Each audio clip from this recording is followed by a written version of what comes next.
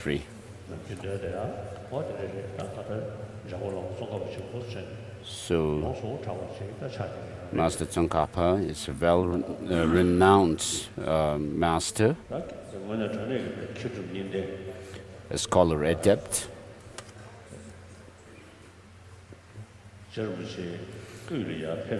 After moving to the central Tibet, then at that time, in Sangpo and Nyetang Devachan, where there were these great monastic institutions, he studied the Dharma and became a great scholar himself. And at age 25, he wrote the garland of a golden rosary and a commentary of Abhisamaya Alamkara. And this actually Taksang Lotsawa found, Sakya Master found, to be a really amazing writing of Master Tsongkhapa. So even at a young age, he became a very learned and a great scholar, and he was also was a great honest person, because when he wrote his later text, he said that he has written in his later writings that I have said such and such thing in the past in some of my other writings, and then he actually clarified his own position later on. And at the behest of Manjushri, he actually left the monasteries and lived as a hermit together with his 8 chief disciples, like Dudon, Jambe, Gyatso, and so forth, and meditated in solitude in remote places.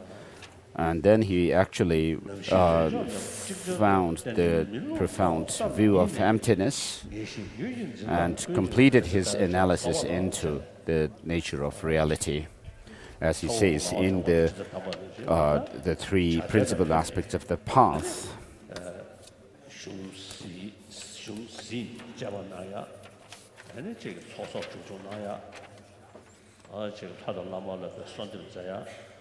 So, having studied the text and then meditated and reflected on them, as well as making offerings and prayers to fervent prayers to his deity, master deity, and after having done all these, when he actually was able to confirm to himself and was able to decisively find the view of the correct view of emptiness, then he wrote the praise to the Buddha for teaching relativity. And then he also, from the tantric point of view, he realized the isolation of mind,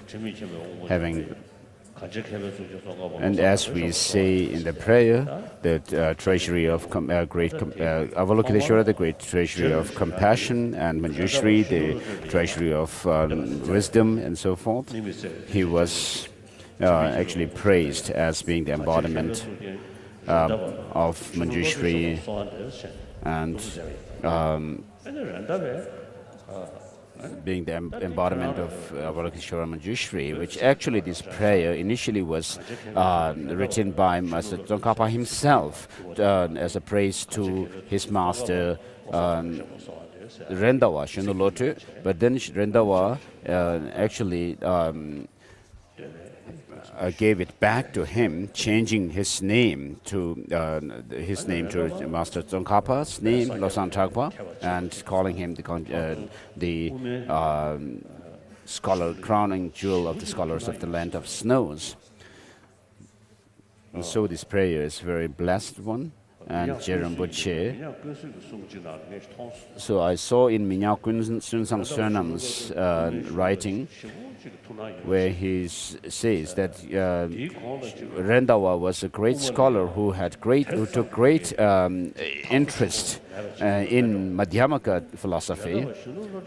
Until that time, perhaps it may be the case that there was not so much interest in the middle way.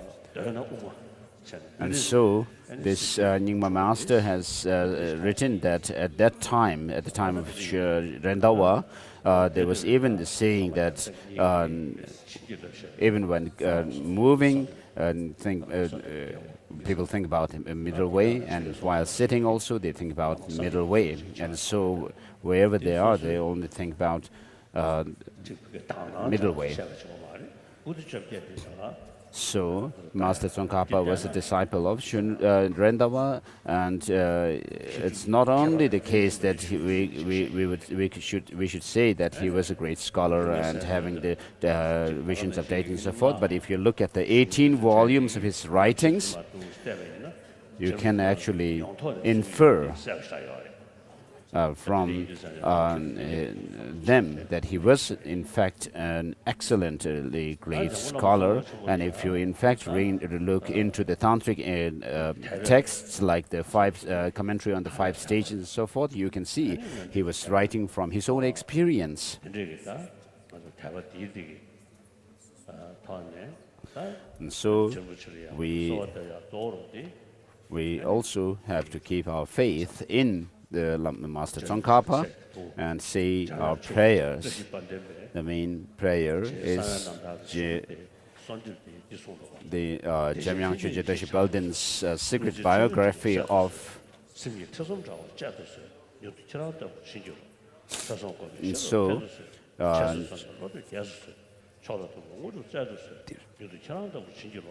And so Jamyang Chögyö Döshi Böldin says these lines at the end of this secret biography of Master Tsongkhapa.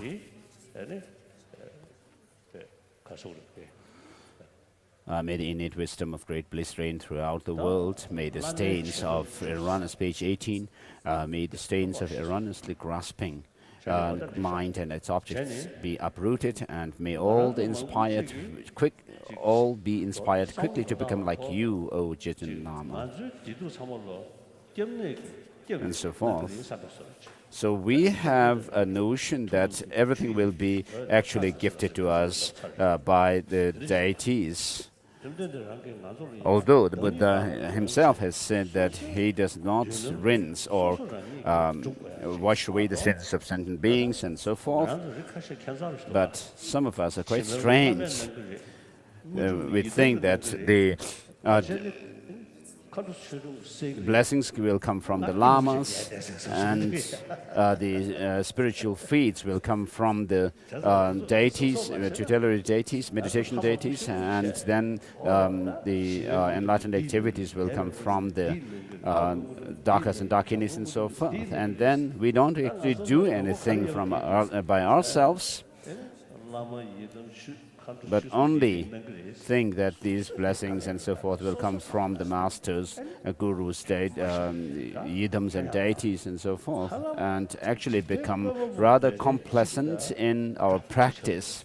So it's almost like we are doing things as if we actually believe in a creator God. So this is totally wrong. As the Buddha says, you are the master of yourself. So you have to actually achieve these attainments through your own effort. And so as this prayer says,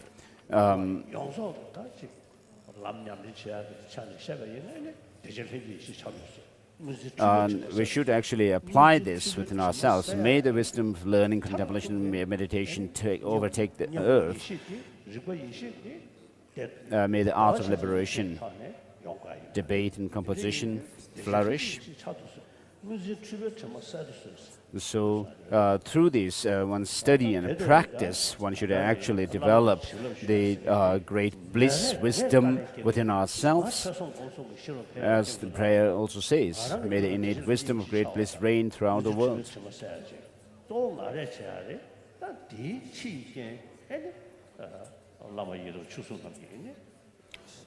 And so, accordingly, you should see that you should actually put effort in studying and practicing the Dharma, and having done that yourself, having put your own effort and practiced the Dharma, then as a condition, external condition for your practice to go successfully, then you should pray to the lamas, idams, and so forth. So otherwise, if you go to the Christian monasteries, you'll see how simple life they live. The Christian monks live a very humble and simple life, and also the Hindus practitioners do the same. And so, in practicing the Dharma, we have to use our intelligence and then make transformation within ourselves, what we aspire. And therefore, we have to develop the understanding or insight into emptiness. Sarchin Losel Gyatso, in his prayer to the Vajrayogini, says, so this fatigued child takes rest in the forest.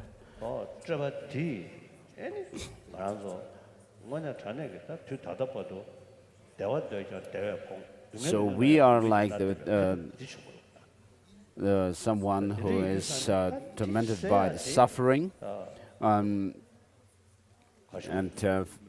who feels fatigue through our reification of things, and therefore we are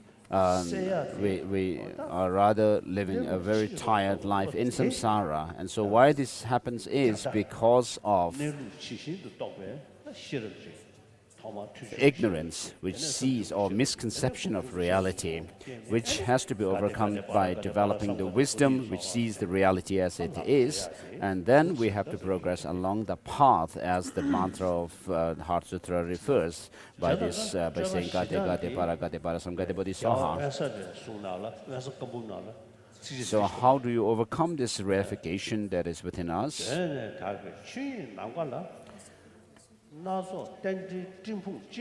So in the sky of Dharmakaya, which is pure from the beginning, the elaborations or reifications of the clouds gather. So for us, whatever appears to have some objective existence, although there's no such a way of existence, but this appears to us, and accordingly we also cling on to such a way of existence of things. And so these myriad of things come from the spots of emptiness. And so how do we overcome this reification? Not through the blessings of the lamas or the spiritual feats of the deities and the enlightened activities of the Dhammapalas and so forth, but by using our intelligence. When we do critical analysis, these elaborations or reifications actually dissipate into the space, the reality space itself.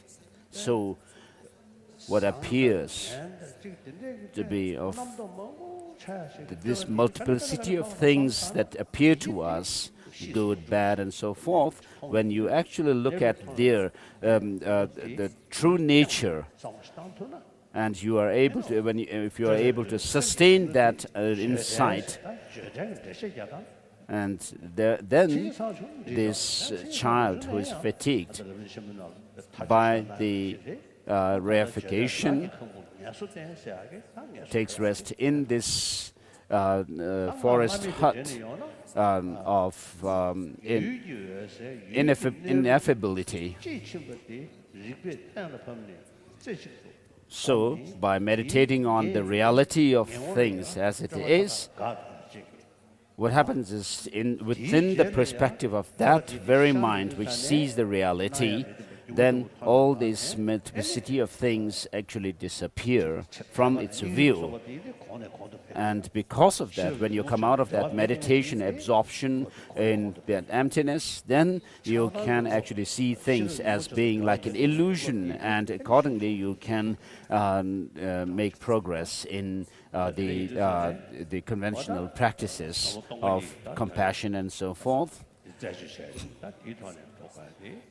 And therefore, you have to actually search for the emptiness, because there is no other way no other way of liberation other than understanding this. So all these. So the elaboration can also be referred to our conceptions, the 80 different conceptions which appear from this innate, clear, luminous mind, and they also dissolve back into it. And therefore, if you can make do your practice to such an extent that this actually happens to you, that the dissolution actually happens to you, then you will not be overcome with fatigue, which is caused by these 80 conceptions as well. And therefore, as to the best of your ability, you should meditate on emptiness.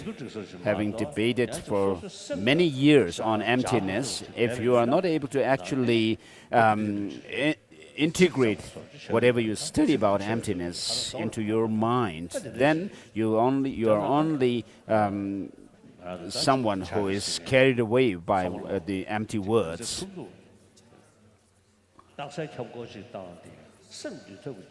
So even when you debate a single word, you should actually use that understanding to tame or subdue your mind. So beginning with your initial class in philosophy, the teacher actually has to introduce the students to this, that whatever they study and they debate on should be integrated within their mind and not be complacent about that, so which is not good. And therefore, I would like to request you to please combine your study, reflection, and meditation. Of course, there's no need for me to ask you to do this, but I just plead you to do that. So it's about around 10. At around 10 o'clock, we'll say this prayer of Master Tsongkhapa, so that I will also get some rest, and also the chant master would have to clear his throat for this.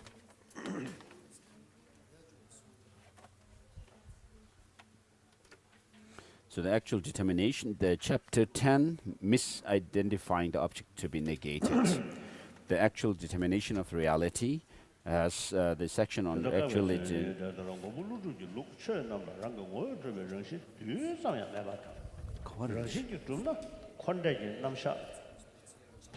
Page 139, I'm sorry. How those systems of contradict this distinguishing feature of Madhyamaka. So thus the system of Nagarjuna the protector is that. So when the meaning of, if you can actually understand the meaning of lack of inherent existence as meaning that things are dependently arisen, then it's really effective. So this has a very powerful potential or power to dispel both the extremes of nihilism and eternalism. So, in Nagarjuna's system, the things themselves as such, on which we establish emptiness, are not denied. They don't say these don't exist, but what is said is that they don't have any objective existence, because if that were the case, then they should not depend on any other factor. So, as Nagarjuna says in the 24th chapter of Mula Madhyamaka Karika, if you view things to have some objective existence, intrinsic existence, then you would also have to say that things do not depend on cause and conditions. So, just as an effect depends on a cause, likewise, the cause also is posited in relation to its effect.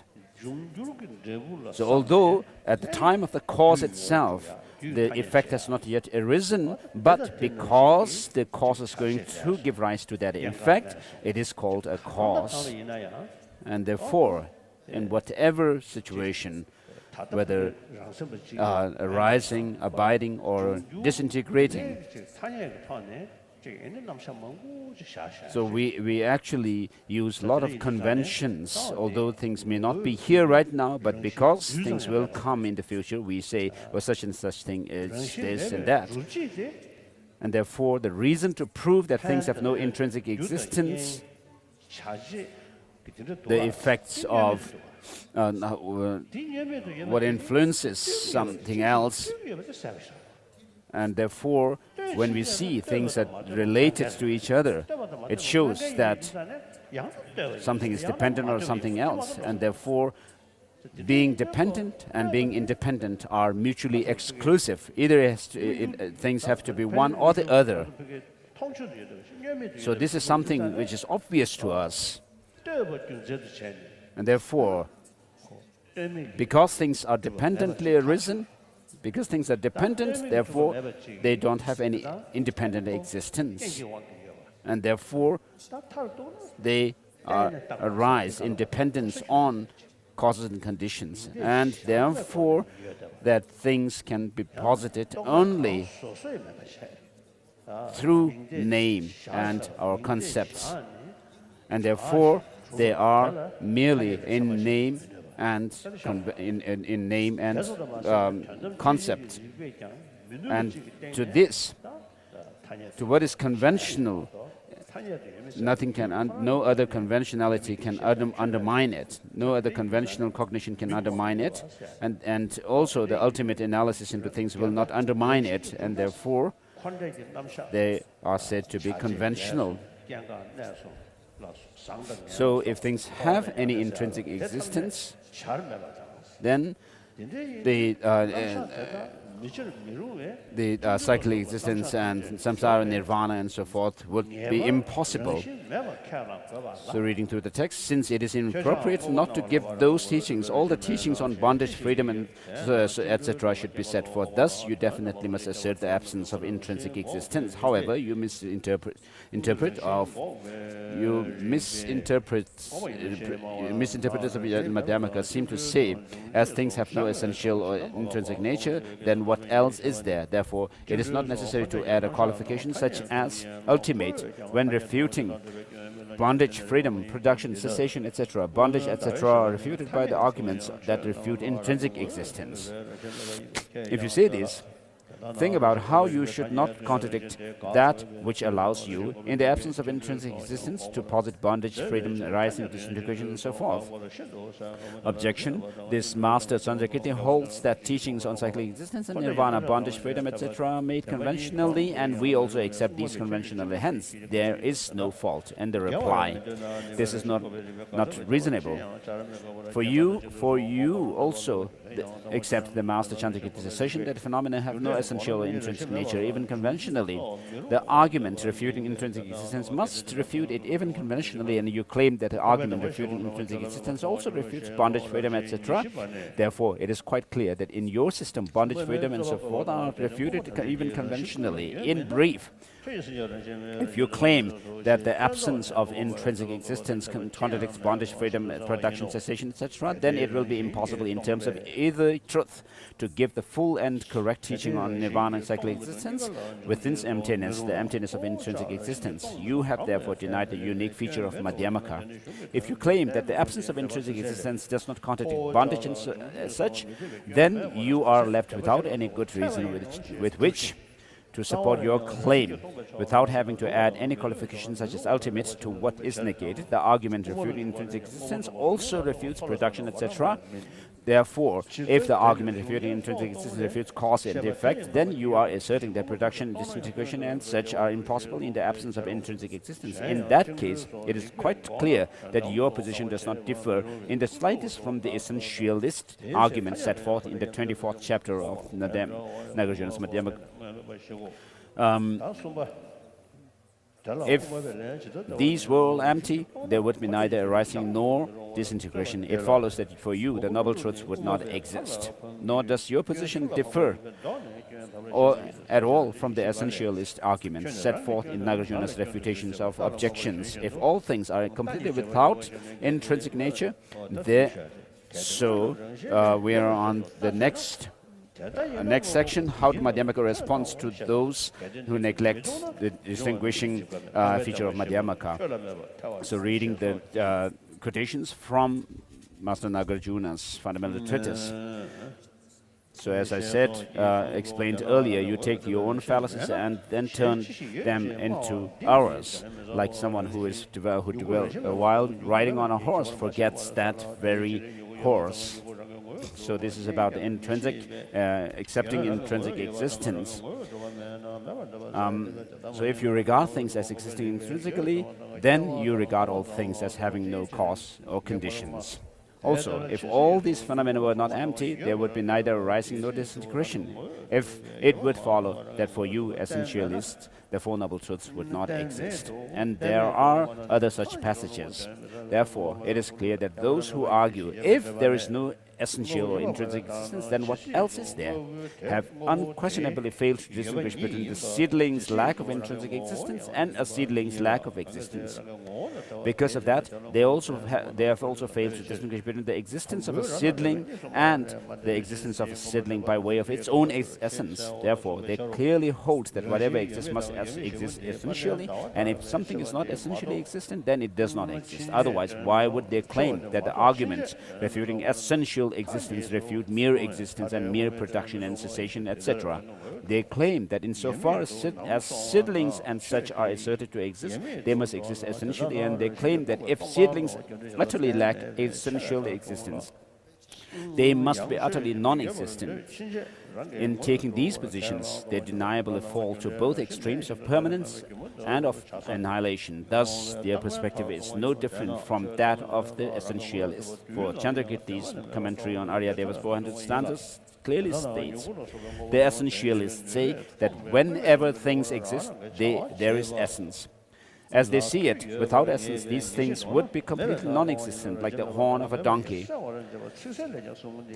Therefore, these essentialists cannot avoid being proponents of both extremes of permanence and of annihilation. Consequently, it is difficult to reconcile all of their explicit assertions. The glorious Chandrakirti distinguishes intrinsic existence from existence. He also distinguishes the absence of intrinsic existence from non-existence. Unless you know this, you will no doubt fall to both extremes, and thus you will not know the meaning of the middle way, which is without extremes.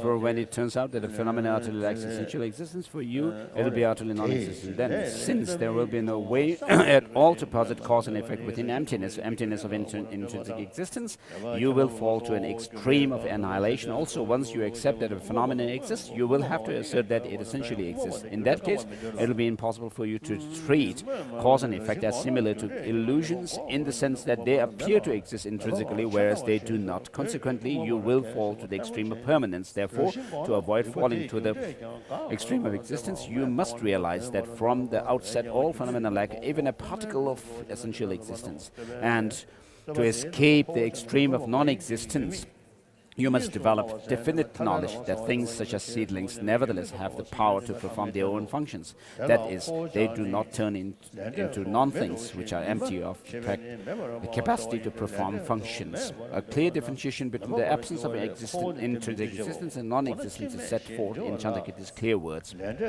Objection: this claim that things lack intrinsic existence will wipe out everything that Bhagwan has said, such as you experience the fruition of the karma that you yourself have done.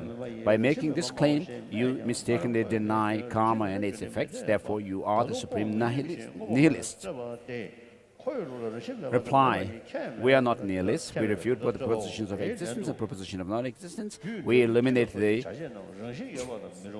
path free from these two and the path that leads to the city of nirvana. We also do claim karma, agents, effects, and so forth do exist. What do we say? That we posit that these lack intrinsic nature. Objection. So, it's about on page 144, Chandrakirti's commentary on the 400 verses. So, of course, the term interdependent origination is used by all the four different philosophical schools. But the Madhyamakas use this as the reasoning to, of course, the cause and effects have their own identity. They hold their own identity. So the realists actually say that things arise from their own causes and conditions. Therefore, there is something intrinsic or essential in the cause to give rise to their respective effects. And it's not the case that we can actually concoct anything with our concepts. And Chandrakirti is replying to them here. So what is the meaning of dependent arising? There are two meanings. One is the dependent origination in terms of causality, how causes give rise to their effects. So effects, in other words, effects depending on their causes. And the other is the dependent origination in terms of how things are designated. Not only that the effects depend on their causes, but the cause themselves also are dependent on the effects. And similarly, a whole is dependent on its parts, and the parts are dependent on the whole. So they are mutually dependent, as Madhyamaka Avatara says. So there is this dependence by designation. So in the commentary on Madhyamaka Avatara by Lama Tsongkhapa, there is this mention of how a whole is dependent on its parts. So those who deny, even in convention, the objective existence can say that they say that things are posited by designation also. And so there is some difference in saying that things are designated and things are posited by designation and mere designation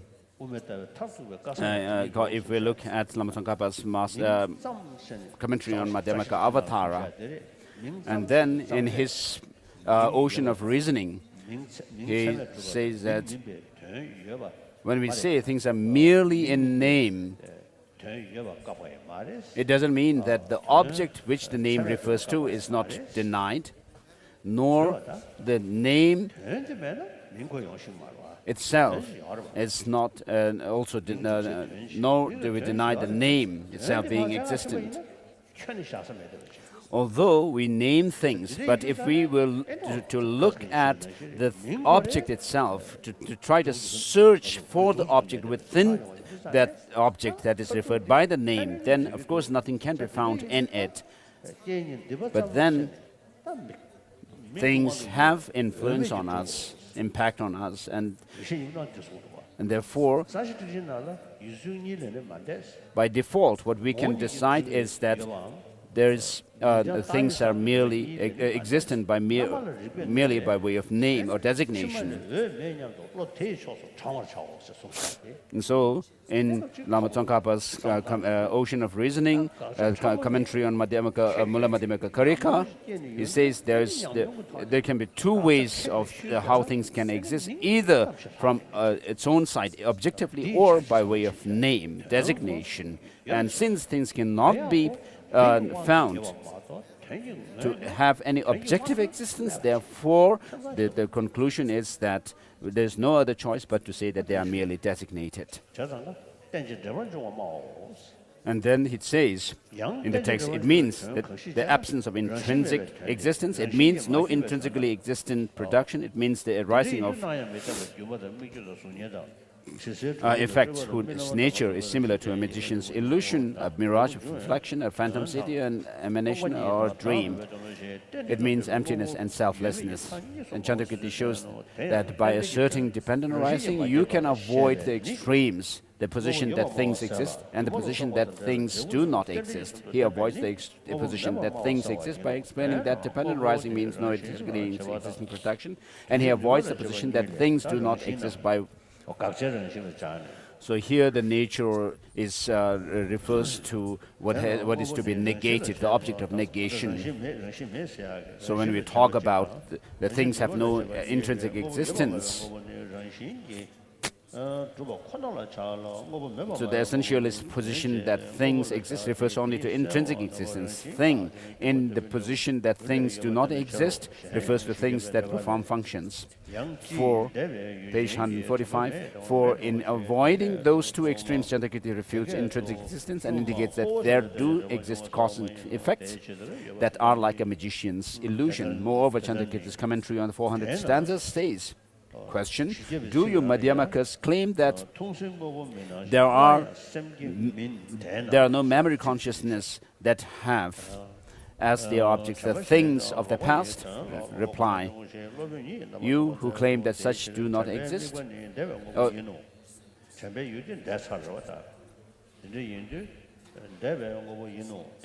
you would claim that such do not exist. We do not eliminate dependent arising. The Master Aryadeva himself gives a precise statement of how memory exists. And there is a quotation from Aryadeva's 400 verses. And in the next passage, the lines from Aryadeva's text says, therefore, the arising of what we call memory is only as unreal subject with an unreal object. Therefore, what memory observes is something in the past. If the past thing essentially existed, then the memory of it would be observing an object that essentially exists. Therefore, that memory would be essentially existent. So the memory would actually remember the thing by coming in contact with the thing. But insofar as that past thing lacks intrinsic, the memory observing it also lacks intrinsic existence. Therefore, Aryadeva has established that the past object and the memory of it are unreal. Unreal means only lacking intrinsic existence and dependent arising. It does not mean the non-existence of things that can perform functions. A past thing is not entirely non-existent because it is an object of memory and its effects can be seen. It also does not essentially exist, for if it did, it would have to be permanent and it would have to be directly apprehensible. Chandrakirti says that these past objects and such are not utterly non-existent and are also not essentially existent. He explains that unreal or false means being a dependent arising and does not mean that things do not exist. Therefore, if you claim that these phenomena are essentially existent, then you are a proponent of real things. You have fallen to the extreme of intrinsic existence. However, to hold that these phenomena are simply existent does not make you a proponent of real things or a proponent of a real existence. Similarly, if you hold that internal and external things are non-things, devoid of the capacity to perform functions, then you are propounding the non-existence of things, and you have fallen to the extreme of non-existence. However, you do not fall to an extreme of non-existence by saying that things lack intrinsic existence. Some Tibetans who claim to be Madhyamakas do not distinguish utter non-existence from the absence of intrinsic existence and do not distinguish essential existence from mere existence. They hope to avoid falling to the extremes of existence and non-existence simply by saying, we do not claim that things are non-existent. We say that they are not existent. We do not claim that things exist. We say that they are non-existent, not non-existent. This is nothing but a mass of contradictions. It does not in the least explain the meaning of the middle way. For when they refute others, they perform their refutation via an investigation of whether or not something intrinsically exists. Therefore, they have to limit the possibilities to two.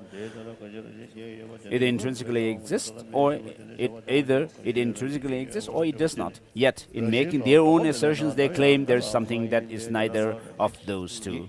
Why should they have to limit the possibilities to two when they investigate something to see whether or not it intrinsically exists? Because if there were a third possibility beyond these two, it would not be reasonable to investigate the question, which is it, intrinsically existent or not intrinsically existent?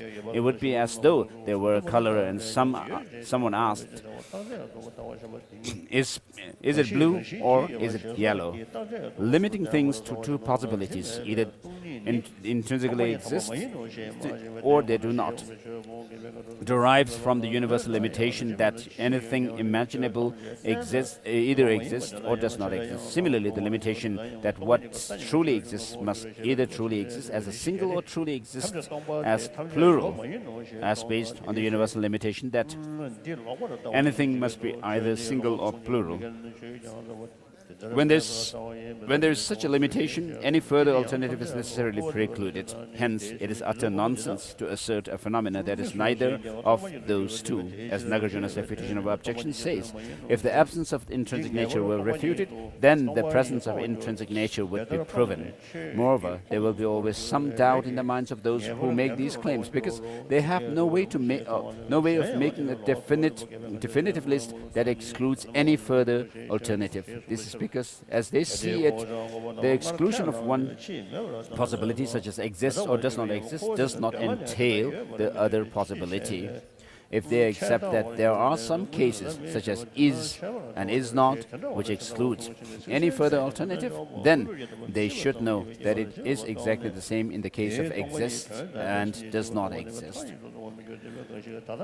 Even their position is an overly literal misunderstanding of Madhyamaka texts that say is not existent and is not non-existent. Therefore, if, as they claim, it is inappropriate to say exists or does not exist, then it will also be wrong to say is not existent and is not non-existent, because those Madhyamaka texts say that they should reject all four possibilities. Therefore, Nagarjuna's fundamental treatise does not refer to simple existence and non-existence when it states, to say it exists is a conception of permanence, to say it does not exist is a view of annihilation. Hence, the learned should not dwell in either existence or non-existence. This clearly means that the person who claims that things intrinsically exist will have views of permanence and annihilation. Chandrakirti's clear words explain that in this passage, the conception of existence and non-existence refers to the view that things exist and the view that things do not exist. And then it then says, why is it that when you have the view that things exist and the view that things do not exist, it follows that you have views of permanence and of annihilation. As Nagarjuna's fundamental treatise says, whatever exists intrinsically is permanent, since it does not become non-existent. If you say that an intrinsically existent thing that arose before is now non-existent, then that entails an extreme of annihilation. Since intrinsic existence is not overcome, something that is said to be intrinsically existent would never become non-existent. Thus, the assertion that something is intrinsically existent entails a view of permanence. Also, a view of annihilation is entailed by the assertion that there was intrinsic nature in things at an earlier time, but it has now been destroyed and no longer exists.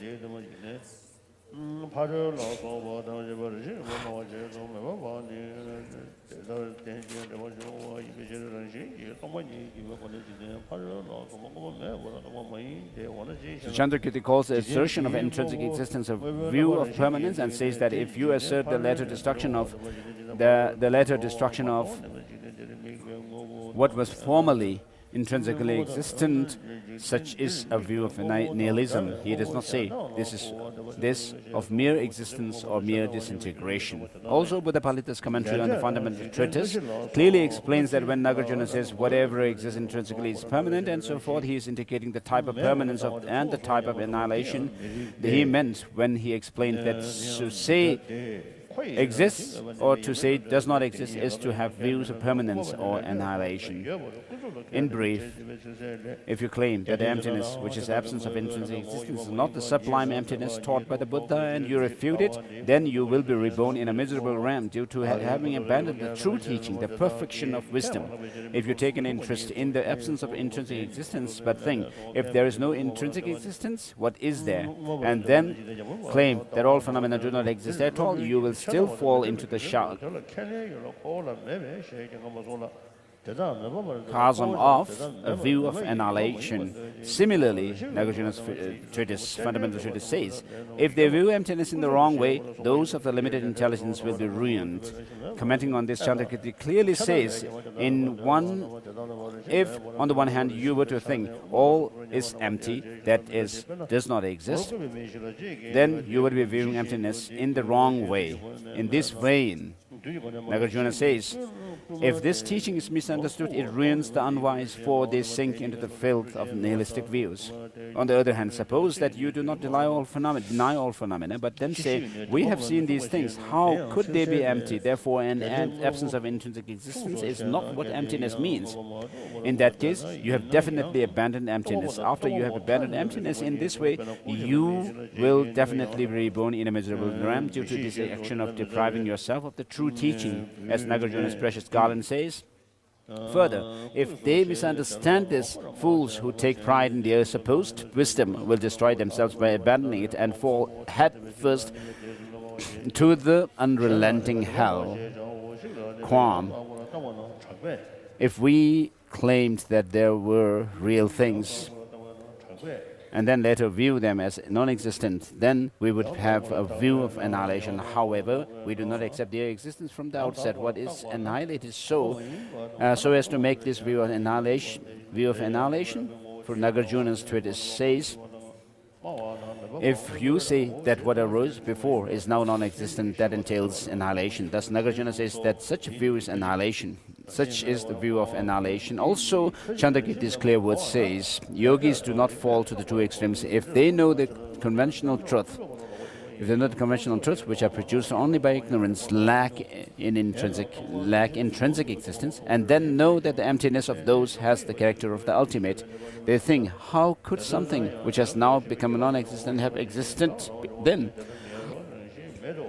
Since they do not regard earlier things as having had intrinsic nature, they do not think that such later become non-existent. Reply: this is not reasonable. Your supposition is that in order to have a view of annihilation, one must assert earlier existence of whatever thing is annihilated later. In that case, it would absurdly follow that even the Lokayata, proponents of materialism, would not have a view of annihilation. But it is not their claim that past and future lives, karma and effects, etc., once existed and later became non-existent. They do not accept such as having existed in the first place.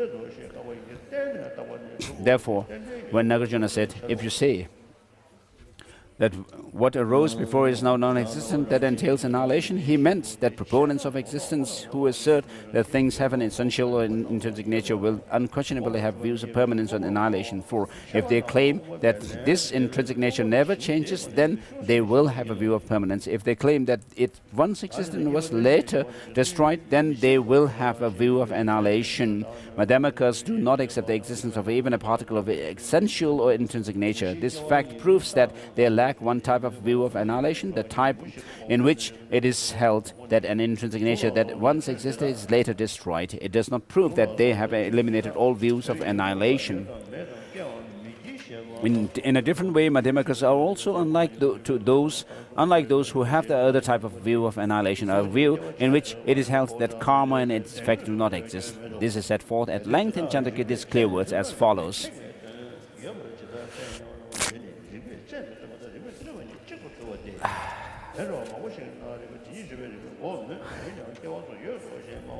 So,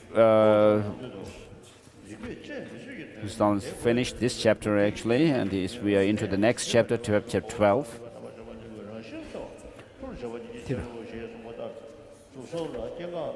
So, chapter 12, rational analysis, showing that Madhyamaka critique does not eradicate conventional existence, has 4 parts.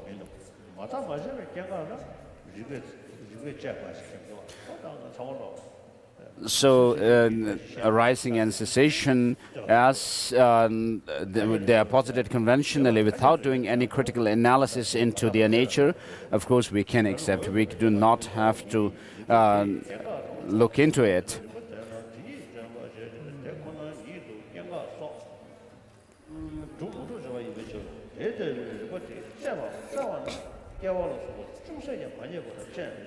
So, His Holiness commenting on page number 156, the second last paragraph.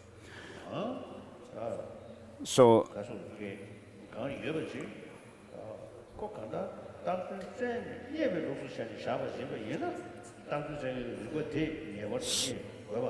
so if something were to exist if something were to be found when a critical analysis into its nature is done, then of course it cannot be refuted by that critical analysis into the nature of things, because that finds it.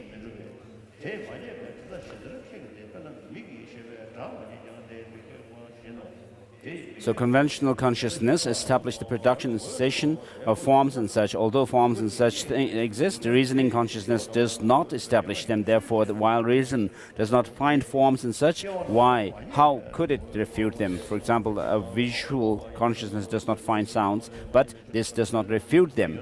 This is similar. Therefore, if production, cessation and so forth existed essentially, page 157, that is were established in reality, then reason would have to find them, because it accurately analyzes whether forms and such have essentially exist in production and cessation. Since such analysis does not find production and so forth, it refutes production, cessation and so forth that exists essentially, that is, in reality. For if they existed essentially, that analysis would have to find them, but it does not in the East. It does not. For example, when a searcher who is certain to find a pot in the East, if it is there, searches in the East for a pot and does not find it, this refutes the existence of a pot in the East. Yet, how could it refute the mere existence of a pot? Similarly, Madhyamaka analysis is certain to find essentially existent production if such exists. When it does not find production, this constitutes a refutation of intrinsically or essentially existent production. How could it refute mere production? In this vein, Chandrakirti's commentary on the 400 stanzas says, is clear. Therefore, when reason analyzes in this way, there is no essential nature that exists in the sensory faculty, object, or consciousness. Hence, they have no essential existence. If they essentially exist, then under analysis by reason, their status as essentially existent would be seen even more clearly, but it is not. Therefore, they are established as empty of intrinsic nature. Chandrakirti repeatedly allows that these conventionalities, such as form and sound, do exist. However, they are not in the least established by reasoning that analyzes reality, that is, analyzes whether they have intrinsic nature. Thus, the scrutiny of reason is not applied to them. Also, Chandrakirti often says that it is those who are incompetent at positing the conventionalities who claim that conventionalities are destroyed when, upon rational analysis, reason does not find them. If reasoning that analyzes whether they have intrinsic nature could refute them, then you would have to apply intense rational scrutiny to these conventionalities, that is, forms, feelings, and so forth. However, the texts of this master completely refute such efforts. Therefore, it is those who have wandered very far from the middle way who claim that something is invalidated when it is not found by reasoning that analyzes whether it has intrinsic nature. Similarly, a meditative equipoise of a noble being does not see the production and cessation of forms and so forth. So when a visual consciousness sees a form, of course, in terms of seeing the form itself, the form as such, it is not mistaken, but because there is this appearance of the form to have some kind of objective existence, therefore that sight, visual consciousness is mistaken from the point of view of that appearance of the form, the objective appearance of the form.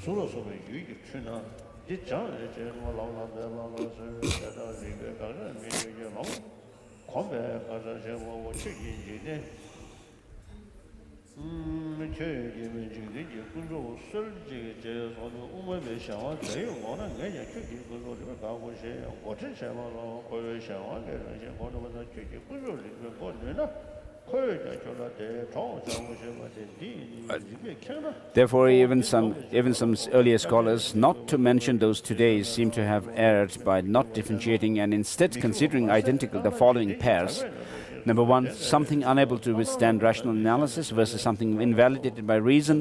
Number two, the non-perception of production and cessation by a noble being's wisdom of meditative equipoise versus the perception of production and cessation as non-existent by a noble being's wisdom of meditative equipoise. And number three, the non-discovery of production and cessation by a reasoning consciousness which analyzes whether they intrinsically exist versus the discovery that production and cessation are non-existent. Therefore, the intelligence should analyze this in detail and make careful distinctions.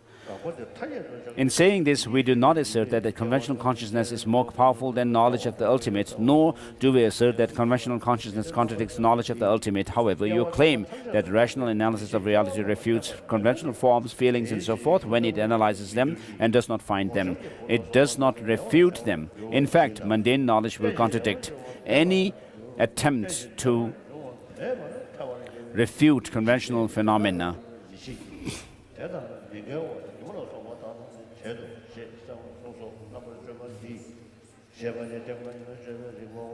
So page 195 finished. 59, I'm sorry. 160, on to 160.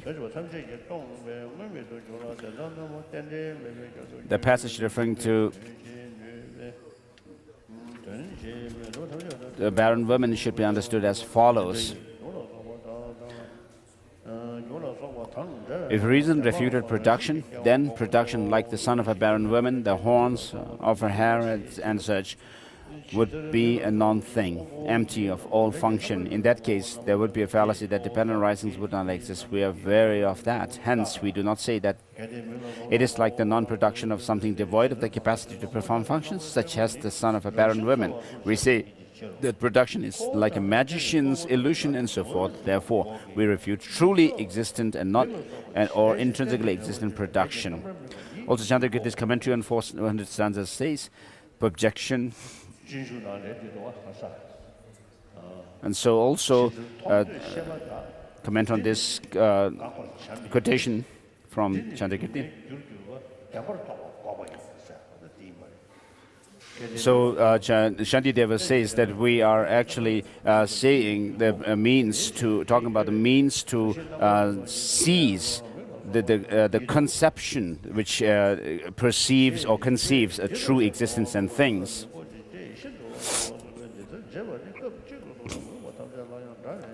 So hence Chandrakirti very clearly states exactly what reason does and does not refute. Therefore, once he makes these distinctions in one passage, they must be applied even when they are not stated in all similar passages throughout the text.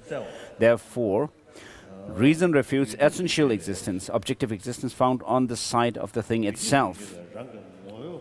It does not refute mere existence. Since he says that reason is intent on seeking intrinsic nature, reason seeks to discover whether something intrinsically exists. Therefore, this means that a refutation by such analysis is a refutation of intrinsic existence. Hence, distinguish these two. Chandrakirti does not refute that such instances are results of karma. Moreover, he says that Madhyamakas must assert this. The continuation of that passage says, therefore, the learned do not subject worldly objects to the analysis just explained, that is, the analysis congruent with the perception of reality. Instead, they accept that worldly objects are simply the inconceivable results of karma. They accept the whole world as though it were an emanation projected by another emanation. So, when you present the two truths, does the line of reasoning that establish ultimate contradict the presentation of conventional? It does. If it does, then your presentation of the two truths contradicts itself. In that case, how can you have perfected the skill of presenting the two truths? If, on the other hand, there is no trace of internal contradiction in your presentation of the two truths, then it is a contradiction to claim that the line of reasoning that established the ultimate refutes the presentation of conventionalities. Chandrakirti's clear words also says, so unskilled in ultimate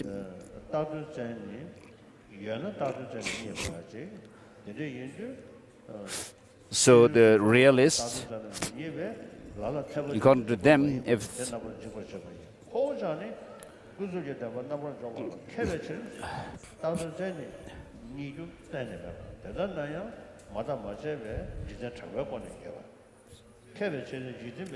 you sometimes apply analytical standards inappropriately and destroy the conventional. And because we are skilled in positing conventional truths, we stay with the world's position and we use its conventional standards to overturn the standards that you set so as to eliminate the category of conventionalities. Likewise, the elders of the world, we derive out only you who deviate from the traditional standards of the world. We do not drive out conventionalities. Thus he says that he refutes only proponents of tenets that deviate from conventionalities. 161 finished.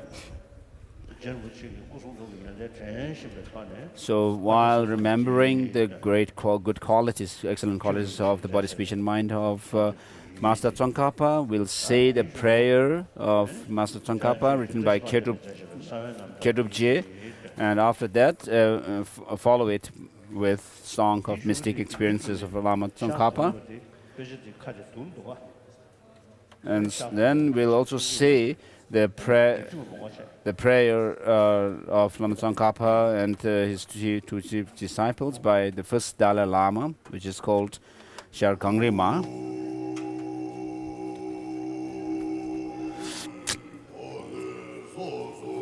Magnificent, precious root guru, the glory of the triple ground, it says, the praise. Magnificent, precious root guru, lotus seated at our hearts.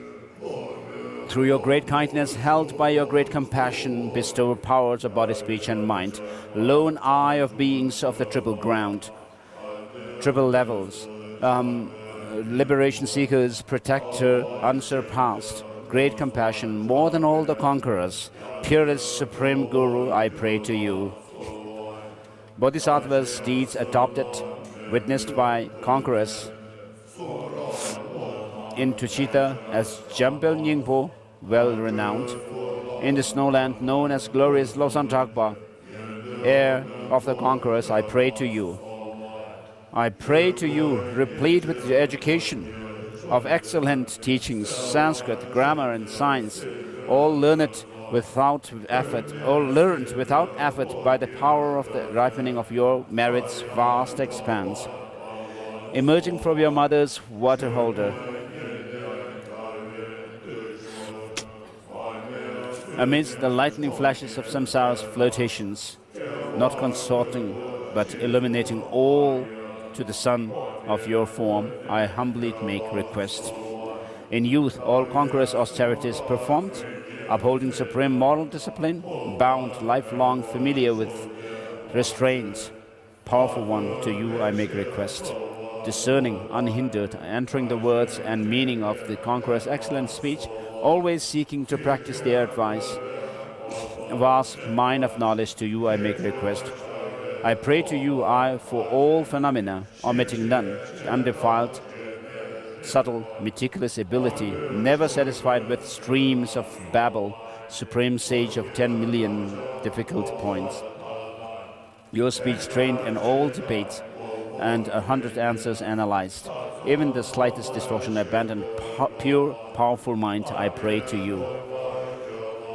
Who else but you, seeing just as they are the text of the great Indian chariots and all the excellent teachings arising as supreme advice, to you alone I pray. Wherever on the ocean clad your feet may rest, on the ocean clad your feet may rest, the mark left in the dust becomes an eternal place of offering, and so on. Crown of all supreme scholars, to you I pray. However much even the conquerors probe the pure moral practices in your mind, of the subtle fault of slacking your deeds, not a whit to see abandoned, to you I pray. Mass of water, source of treasure, such is the depth of your compassion. Eye of wisdom beyond all objects, compassion's mine, Lord, to you I pray. Your extraordinary thought, the carriage will not leave the burden of being's welfare still to board. The end of the great waves of deeds is reached. Excellent courage, to you I make request. Protector, if even your breath becomes medicine for all migrating beings, what need to mention your two collections' deeds? Friend of the triple ground, bone, I pray to you.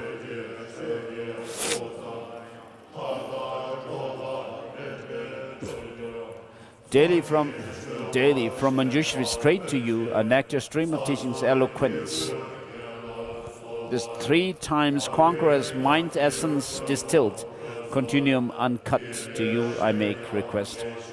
Called son of conquerors on the lotus grove of teachings in this world, directly praised by Protector Mepam as Ajita, as supreme, sweet sigh of relief, I pray to you.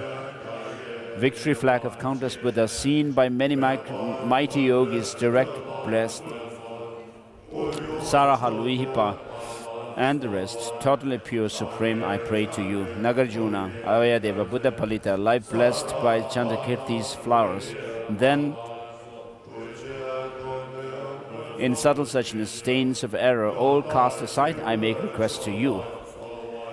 I pray to you, never distracted, good in meditation, supreme concentration, in absorption on sky-like suchness, and afterwards in illusion-like mind.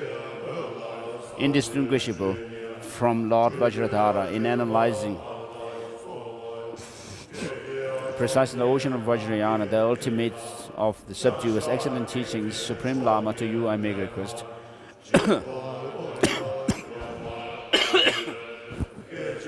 In achieving the 2 stages, the path's end, Having seen just as they are the subtle points in this uncharted field uncrossed by others, to you who practice the essence I make request. Having completed deity yoga, gross and subtle, far from desire for vulgar false appearance, whatever arises by the play of the mandala, will your mind undistracted. To you I make request. Superstitions, cause of winds, dissolved into the duty. Clear light, seeing all as empty suchness, whatever arises, having the play of supreme bliss. Vajra mind possessor, I pray to you. Limitless prayers by powerful, skillful means.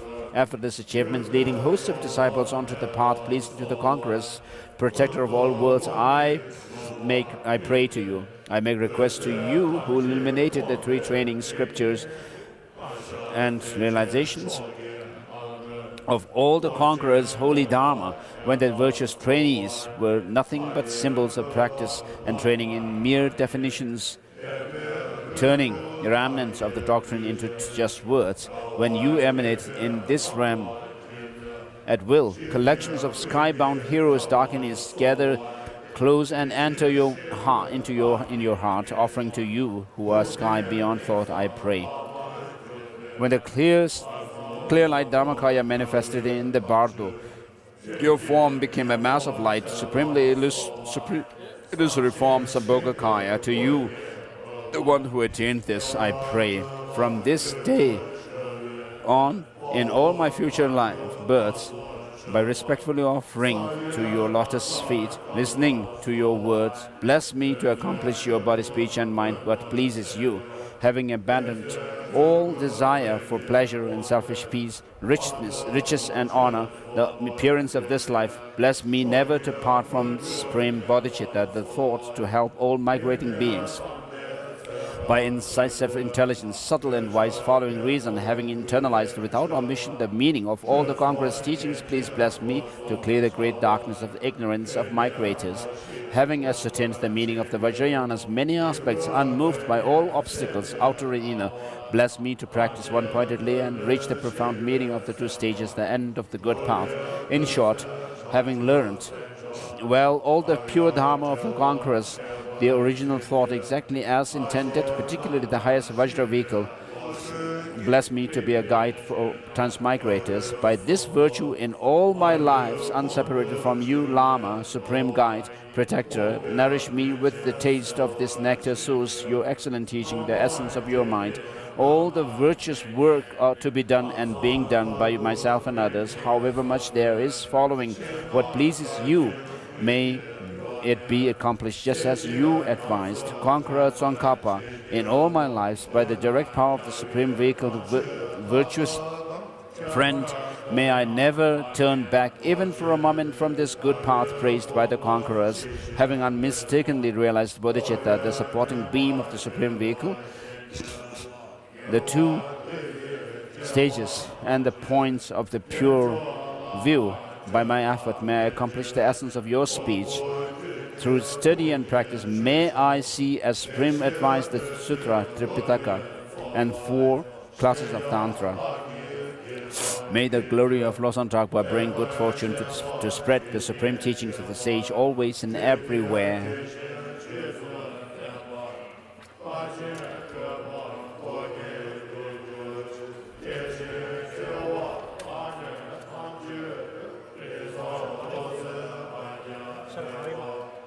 Chagangma Deus. Chagangma me. Didus.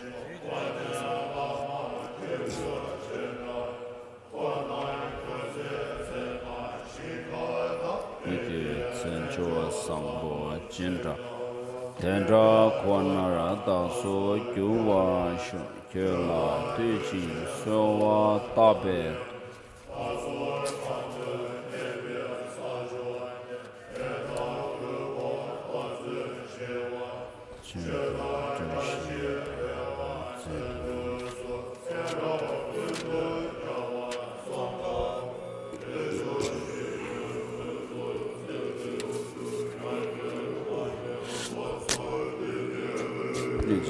Zamyan Dobar Ma Yunji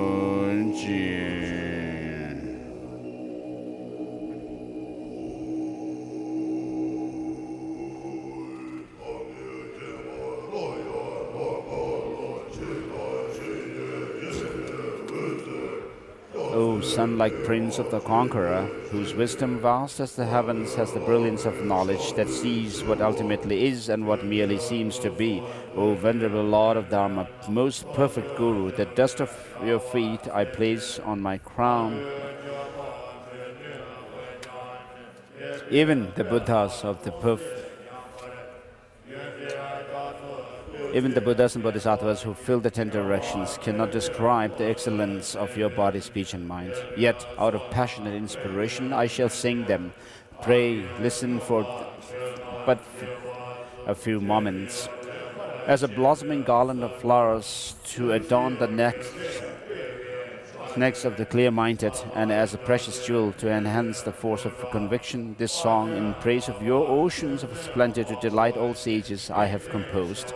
Like a cloud, a merit of your superb deeds releases a torrent of rain that swells the virtue of those to be trained, and proclaims with the dragon's thundering roar the sweetness of the vast and profound, O glorious, powerful, billowing Lama, foremost of tantric adepts, the mighty yogi who mastered the many millions of samadhis, composed faultless expositions and made true efforts in practice. Most splendid of lamas, you tower over the heads of all.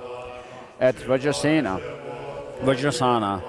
in a former birth to the victorious one, you offered a rosary of 100 crystal beads. Thus, you acquired the fortune later to attain the perfect view. O illustrious Lama, at your feet I may pay homage. At the age of 7, you directly perceived the Bankara Atisha, the great path clearer, and Vajrapani, Lord of Secret.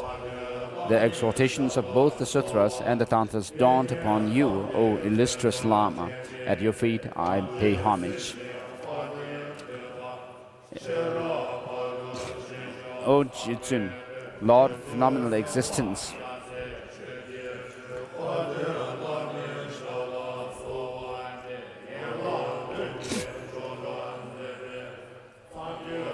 you directly perceived Manjushri, Bodhisattva of wisdom of emptiness, as the color of a perfect sapphire. O illustrious Lama, at your feet I pay homage.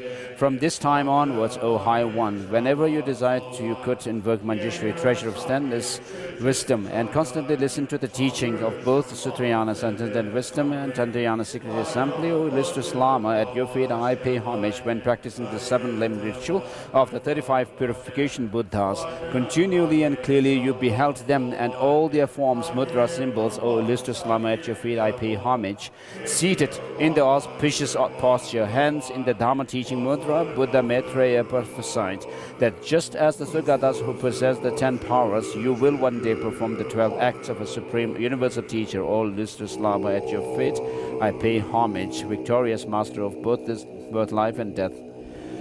Truth visions you've received of Amitabha Buddha, the medicine Buddha, and that teacher of men and gods, Shakyamuni, prince of the Shakya throne, each with a retinue vast as the oceans. O illustrious Lama, at your feet I pay homage. Saintly Tara, source of all cities, Ushanisha Vijaya, the one exalted and radiant, Ushanisha Siddhatapatra, dispeller of obstacles, and other such mistake female Buddhas. Again and again you directly perceived, O illustrious Lama, at your feet I pay homage. Bodhisattva Nagarjuna, Aryadeva, Holy Buddha Bali, the magnificent Dharma Chandrakirti, and the mighty Yogi Nagabodhi appeared, then constantly cared for you. O illustrious Master, at your feet I pay homage. Exalted as Sangha who delights the 3 worlds, the brother of Vasubandhu, a second Buddha, and Dignaka, child of Manjushri, appeared to and then constantly care for you. O illustrious Lama, at your feet I pay homage. Dhammakirti, a moon amongst teachers, as well as Gunaprabha, Shakyaprabha, Shandideva, and the glorious Abhaya Kara, appeared to then constantly care for you. O illustrious Lama, at your feet I pay homage. All the Mahasiddhas of India and Tibet, such as Indra Bodhi, Saraha, Luipa, and Krishnacharya, Tilbupa, Gandhabata, Tilupa and Naropa appeared to, then constantly care for you. O illustrious Lama, at your feet I pay homage. Clearly, Manjushri prophesied that relying upon these lineages, you will produce colossal spiritual boons for yourself and for all sentient beings. Great, bold one who spontaneously fulfills the wishes of the world, O illustrious Lama, at your feet I pay homage. When the samadhi of the yoga, combining mental tranquility with cognition of emptiness, increased like the waxing moon, you beheld the form of the destroyer Yamantaka, opponent of Lord of Death, complete with all mudras and expressions. O illustrious Lama, at your feet I pay homage. Having touched your heart to the wisdom, having touched your heart with the wisdom sword of Manjushri, a stream of undefiled ambrosia flowed into the depth of your being, spontaneously arousing the propitious absorption of highest joy. O illustrious Lama, at your feet I pay homage. Prayer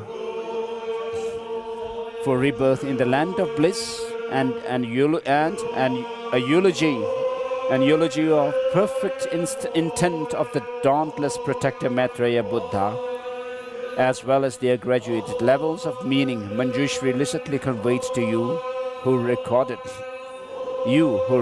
and skillfully presented them. O illustrious Lama, at your feet I pay homage. Whenever you constructed a religious image, the wisdom beings actually entered into the symbolic beings. This host of deities that you summoned still generates fields of merit within beings. O illustrious Lama, at your feet I pay homage. One night you dreamt of Nagarjuna and his 5 spiritual sons, amongst them discussing the fabric of dependent origination. From their midst came Buddha Palita, who touched you with a scripture. The very next day within you arose the mind of a high one. O illustrious one, Lama, at your feet I pay homage. By focusing on the pith of the 6 branches of Kala Chakra, the wheel of time, you directly perceived his Buddha form. He foretold that soon you would equal even King Suchandra. O illustrious Lama, at your feet I pay homage. When for the first time you had led the great prayer festival of Lhasa, 100 magical elements appeared at your feet.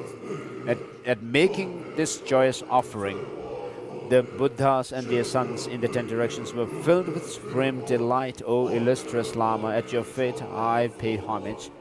Generating the form of great bliss deity, through the yoga of non-duality, of profound luminosity and illusory appearances, you attained the Vajra Yoga body. O illustrious one, at your feet I pay homage. By practicing mantric signs of inhaling and exhaling Om Ahum on the lotus heart, the vital energies entered the central nadi, rested at as breathing stopped and then dissolved. Thus you experienced the clear light, Mahamudra, the great seal, attaining the Vajra Yoga speech.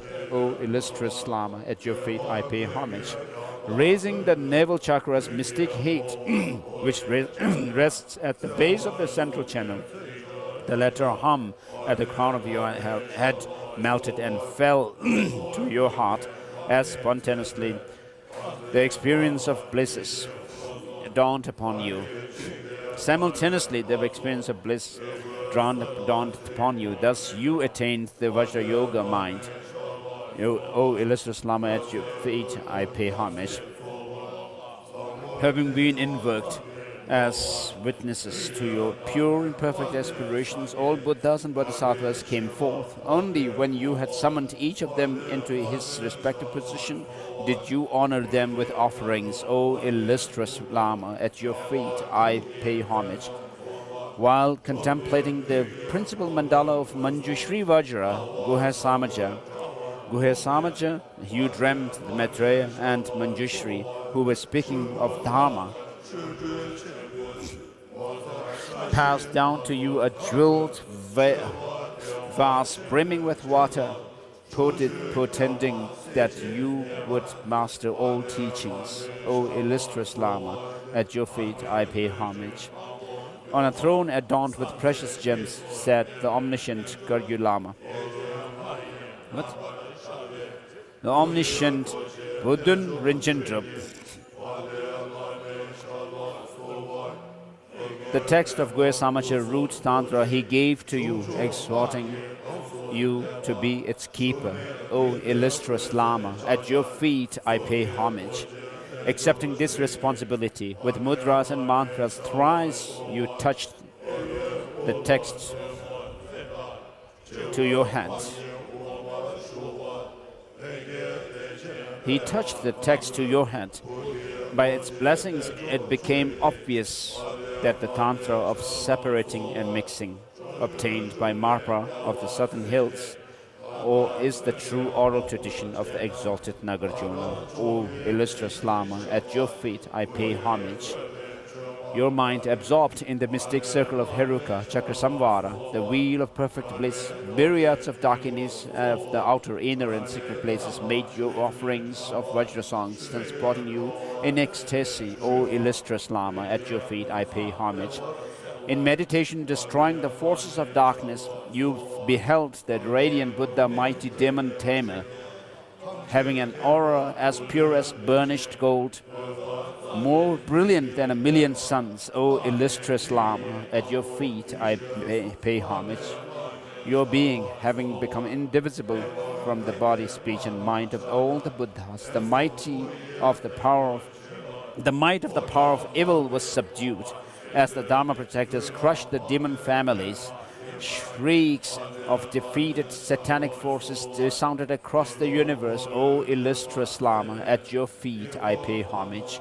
These multitudes of Dharma protectors that you brought under control in a previous eon had been subjected by Buddha Vajradhara to guard your doctrine. With profound reverence they work this still.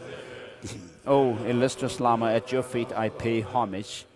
That you would, after entering parinirvana, sit in the presence of a dauntless Maitreya in Tuchita, pure land of joy, and would be known as wisdom essence, was, O Lord of life, rightly prophesied by both Manjushri and Vajrapani. O illustrious Lama, at your feet I pay homage. By the strength of this eulogy sung from the depths of pure love, may the afflictions of beings limitless as the sky be extinguished. In this and all future lives, may all be nurtured by true teachers and embraced by the sacred Dharma. May the innate wisdom of great bliss reign throughout the world. May the stains of erroneously grasping minds and its object be uprooted.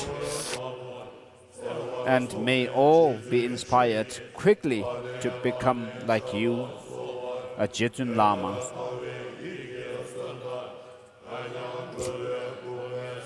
When the wisdom of learning, contemplation and meditation overtake the earth, may the arts of deliberation, debate and composition flourish.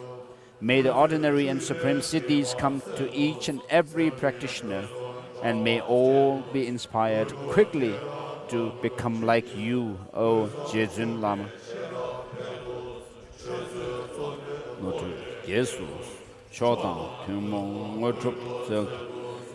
By the limitless oceans of merit having presented like the Samandabhadra, clouds of offering spanning the sky, of having bared every negative imprint and downfall accumulated since infinity, of having rejoiced in the spirituality of those on the paths of enlightenment to enlightenment, and of having besieged the lamas to turn the wheel of Dharma and not to enter parinirvana, may all beings experience peerless samadhi, may goodness swell like the waxing moon, and may the doctrine of the omniscient Tsongkhapa thrive until time's end.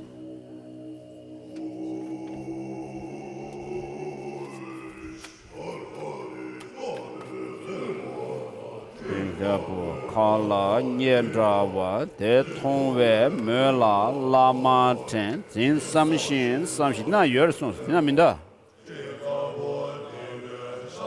Mindu Number Gevel Kwa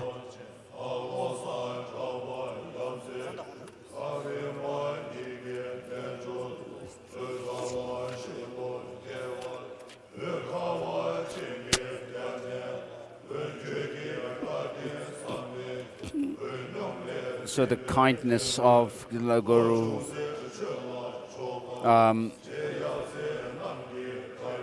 Master Tsongkhapa is inconceivable to the beings of the snow land. So I have none other except you, Tsongkhapa and your disciples, to take refuge in. As you are, your kindness is great to me. So from this time until I reach the essence of enlightenment, I have no one to rely upon as my protector or refuge, and I will not look for any other for refuge. And therefore, please hook me with your compassion's hook. Although I cannot repay your kindness exactly, I will not let myself be swayed by negative emotions of attachment and aversion. And I will work hard, but enthusiastically to preserve your teachings. In this land of snows, there are those who proclaim to be Dharma, to be the upholders of Dharma. But they hold other Dharma upholders, other teachers, to be sworn enemies. And I'm disillusioned by this.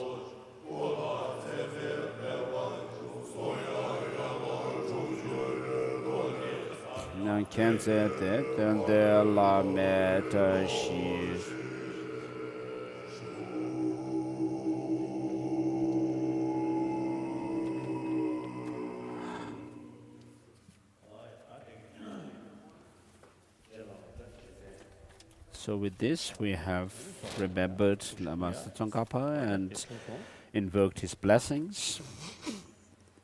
We've finished doing this.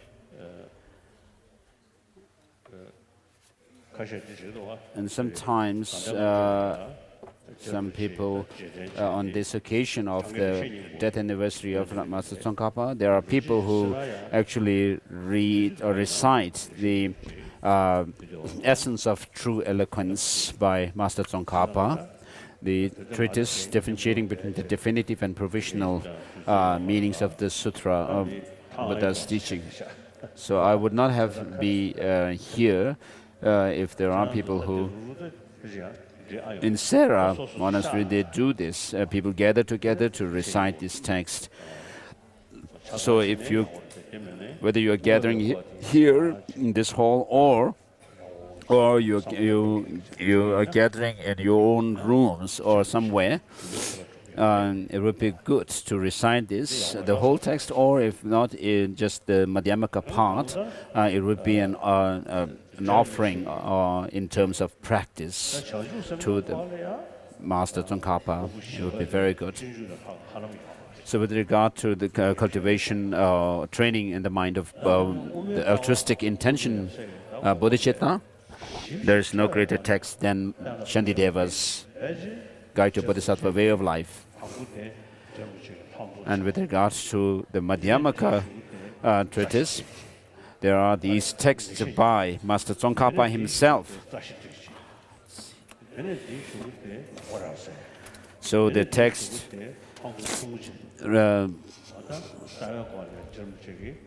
so the Essence of True Eloquence, then the commentary on the Mula Madhyamaka Karika, then commentary on Madhyamaka Karika, and then there is the great treatise, the insight part of Lam Rim Chenmo, and the inside part of Lam Rim, the middle length Lam Rim. So these 5 texts are, there's no compare to these regarding them.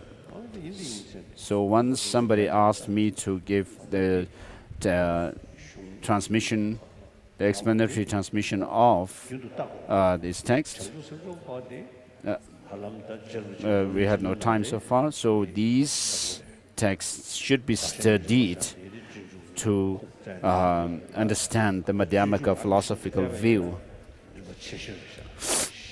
So with regard to bodhicitta, the most effective text is Shantideva's Guide to the Bodhisattva Way of Life. We should first, with regard to the view of emptiness, the Madhyamaka view, we should first be familiar with the text, these 5 texts written by Master Tsongkhapa, and then using these as the leverage, then we can enter into or read the teaching or text written by Nagarjuna and so forth. So rather than reciting Mikzema hundreds of thousands of times, rather than doing that, if we could study these texts by Master Tsongkhapa, it may be much more effective. Gunken Shangalawa has said that by reciting mantras and sending the rosary beads, rather than actually wearing away one's negative emotions, one is actually wearing away one's nails.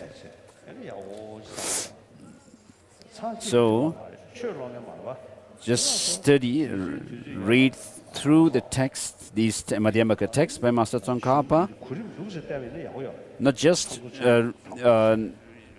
flipping through the pages, but then reading them.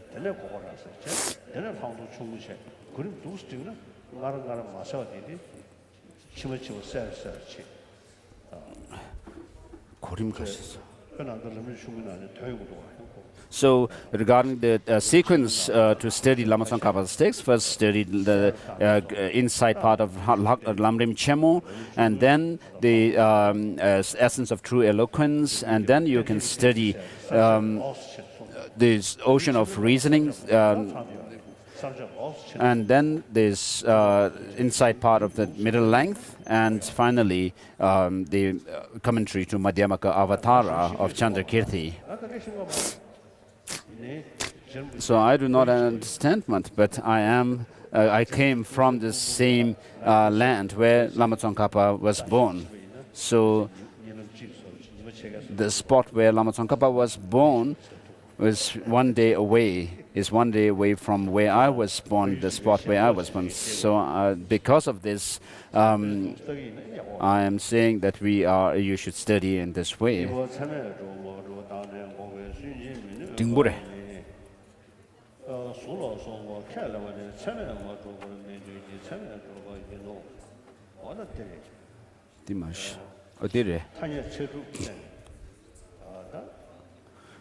Chapter 13 of Lam Rim Chenmo.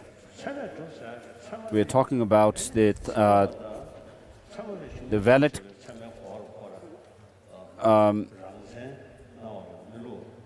cognition, things are established by valid cognition.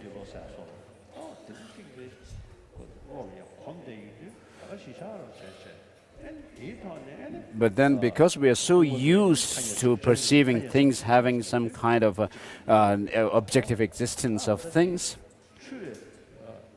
so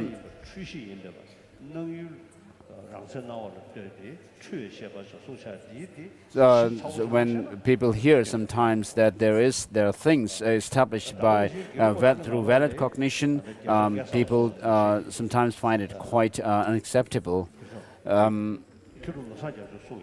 The Kyurub Nosang Gyatso has said,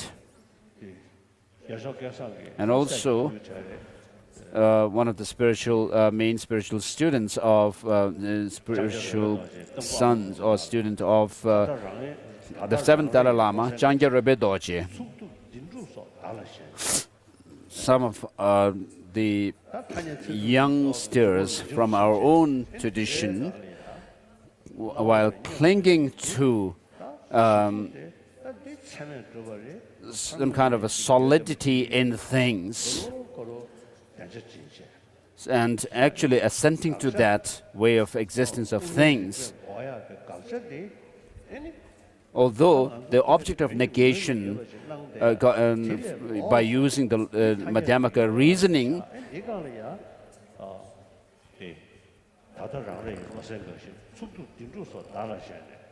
so by clinging to the terms such as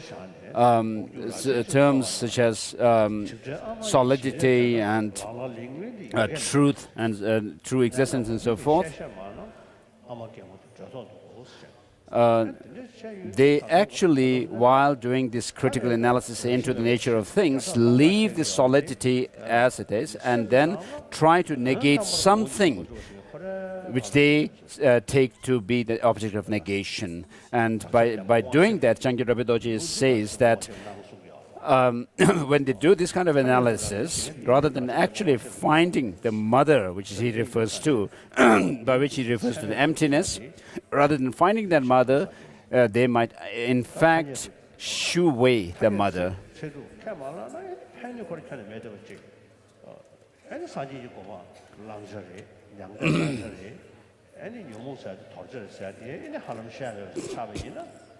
So if we are not able to actually posit the validity of things in conventional terms, then we cannot talk about samsara and nirvana and attaining nirvana and so forth. So then how can Chandrakirti's commentary on the middle way be correct? It's when it says the world is not valid in any way. Reply, that passage refutes the notion that the world's visual consciousness and such are valid with regard to reality. It does not refute reality regarding all objects. In this vein, Chandrakirti's explanation of the middle way commentary says, Accordingly, only noble beings are authorities on the contemplation of reality. Those who are not noble beings are not. Those who are not noble beings would be authority on reality if our acceptance of the world's critique meant that we accept the validity of the world's perception of our analysis of reality. The commentary on the middle way says, if the world were an authority, it would see reality. Then what need would there be for those others called noble beings? What would the noble path accomplish? It is not right that fools should be authorities. In the commentary, the following explanation of the middle way commentary says, Chandrakirti says, because mere visual consciousness and such would ascertain reality, it would be fruitless to work at ethics or to study, reflect and meditate in order to understand the noble path. However, this is not the case. Therefore, because the world is not valid in any way, the world has no critique in this context of reality. And so from this, on page 164, it refers to the Quam refers to Chandrakirti's commentary on the 400 stanzas.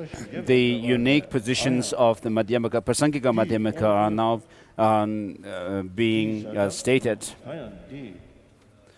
It is quite inconsistent to all sensory consciousness perception, and also to consider it valid with regard to other things.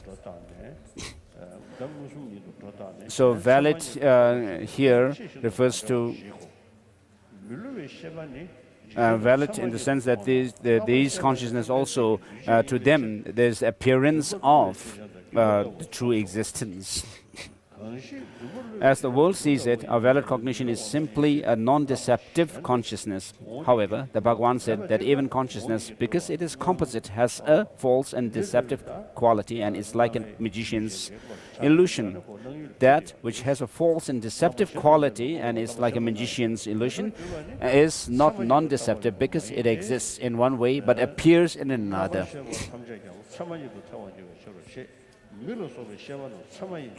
It is not right to designate such a valid cognition because it would be absurdly follow that all consciousness would be valid cognition. So how the reply, unlike the passage eye, ear, nose are not valid, this passage has been a source of grave doubt. Therefore, I will explain in detail. This refutation of the position that the visual consciousness and such are both perceptions and valid cognition is a refutation of the assertion of the logicians. Therefore, let us start by considering what they assert. Chandrakirti's commentary on the 400 verses says, because these logicians are utterly unpracticed in the sensibilities of the world, you must train them from the very beginning like young children. Hence, in order to teach them, you question them closely, asking, what is the perception in your system? A consciousness is a perception. What sort of consciousness? One that is free from the conceptuality. What is this conceptuality? It is a fluctuation. So just as things appear, it is a fluctuation of discrimination that is involved in the superposition of names and types of objects.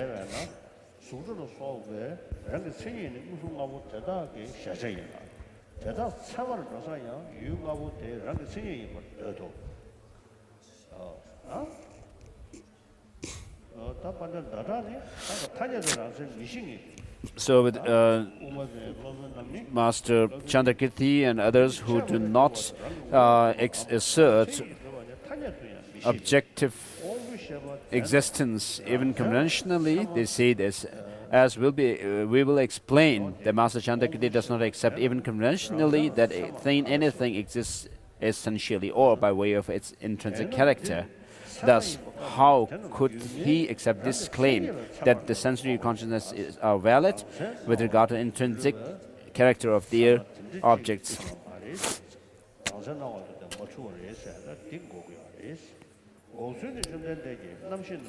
Therefore, this refutation of the claim that sensory consciousnesses are valid in refutation or valid is a refutation of the view that they are valid with regard to intrinsic character of the 5 objects.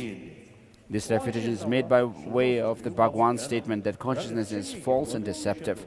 The statement that it is deceptive refutes its being non-deceptive, and this in turn refutes its validity because that which is non-deceptive is the definition of non-valid cognition. So it will come later. In what sense is it deceptive? As Chandrakirti puts it, it exists in one way but appears in another. This means that the 5 objects, form, sounds, and so forth, are not established by way of their intrinsic character, but appear to the sensory consciousness as though they were. Therefore, those sensory consciousnesses that are not valid with regard to the intrinsic character of their objects. In brief, what Chandrakirti intended in this passage is that sensory consciousnesses are not valid with regard to intrinsic character of the 5 objects, but because they are deceived in relation to the appearance of intrinsic character in the 5 objects. This is because those 5 objects are empty of intrinsic character, yet appear to have it. For example, it is like a consciousness that perceives 2 moons.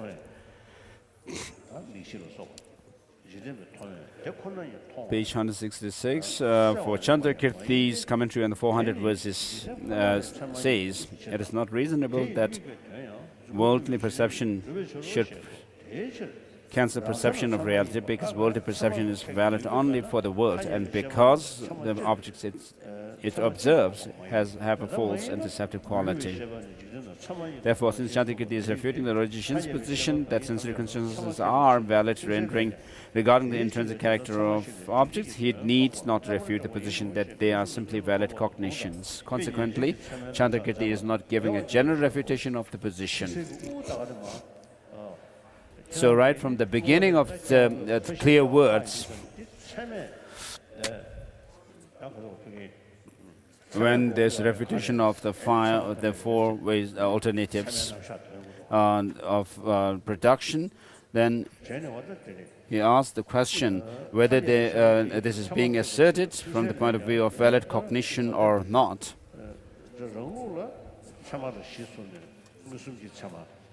So in Prasangika Madhyamaka tradition, there are four valid cognitions. Well, the sensory cognition, then there is the mental valid cognition, and then the conventional valid cognition.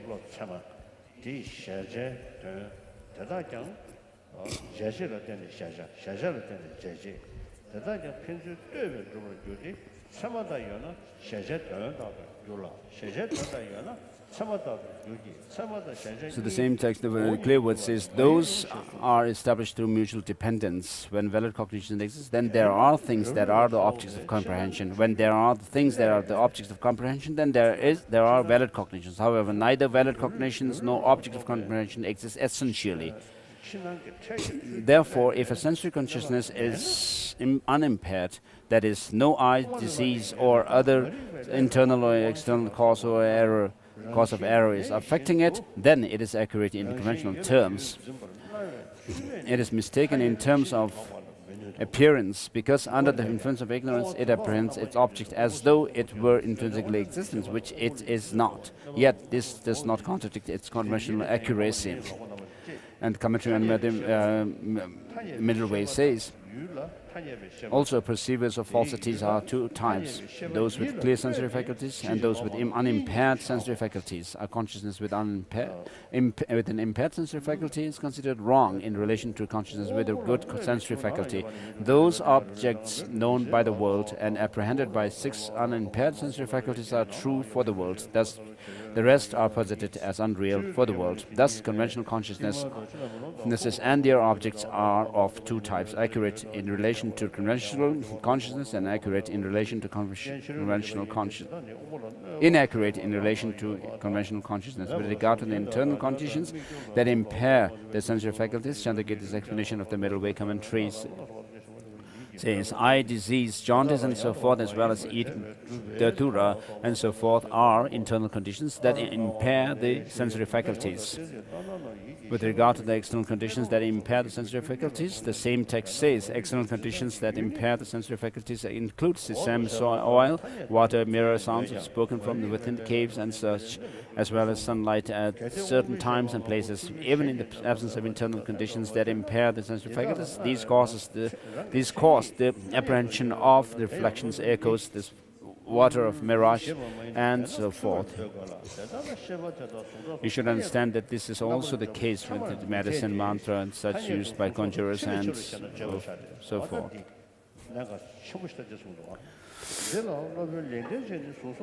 So, with regard to the qualm and the response, regard to the qualm, why? In conventional terms, they are mistaken with regard to forms.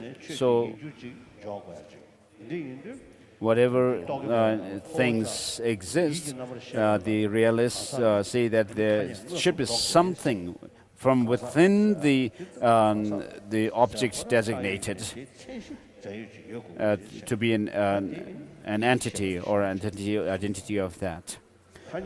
So that is being rejected.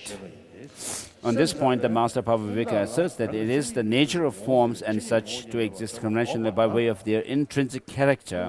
The Chittamatrins argue that imaginary constructs lack characteristic nature because it is not their nature to exist by way of intrinsic character. To refute them, Bhavavika investigates the agents and objects involved in the process of imaginary construction.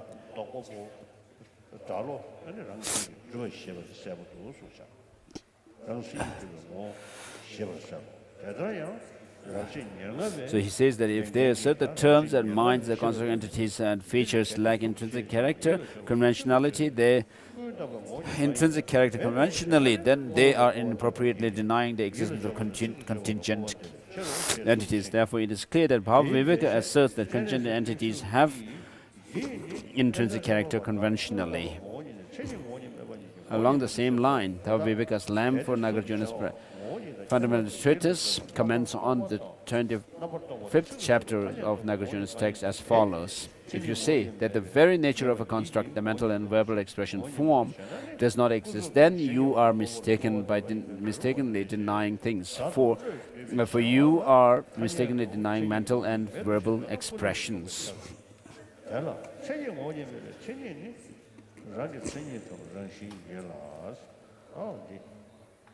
And then explanatory commentary on Bhava Viveka's Lam for the fundamental treatise. On this statement by Bhava Viveka indicates the following.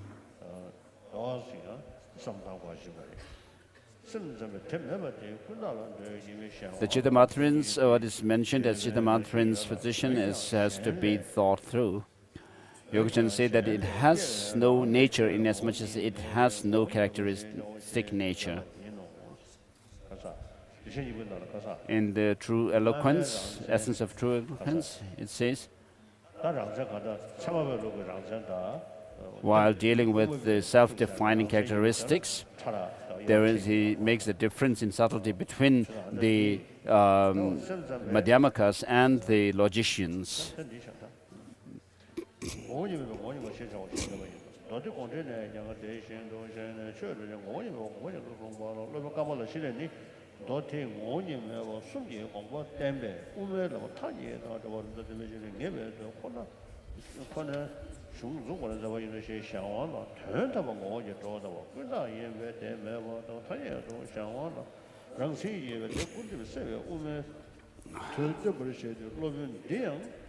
Hence, the Master Kamala Shila also asserts 170 that objects have intrinsic existence intrinsic character conventionally. Chandrakirti's explanation of the Middle Way commentary says, for example, a snake is an imaginary construct when conceived in relation to a rope, but is perfectly real when conceived in relation to an actual snake. Similarly, our nature is an imaginary construct when conceived with regard to contingent entities, which are dependently arisen fabrications. However, as the object of a Buddha, it is considered perfectly real. Understand the presentation of the three natures in this way, and then explain what the Sutra Unraveling the Intention means. He states this as a commentary on these lines from his commentary on the Middle Way. Any sutra that explains something that is not reality and sets forth the provisional should be understood as such and interpreted. Thus, it is obvious that he considers the Sutra Unraveling the Intention as presentation of the three natures to be provisional. In his own system, imaginary refers to the intrinsic existence of the contingent. Hence, Chandrakirti does not assert that contingent entities have intrinsic character or intrinsic nature, even conventionally.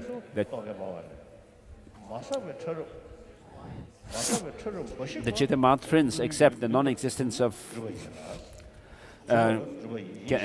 characteristic nature only for imaginaries, but do not assert that with regard to the contingent and the perfectly real. Thus, they assert that these two have essential.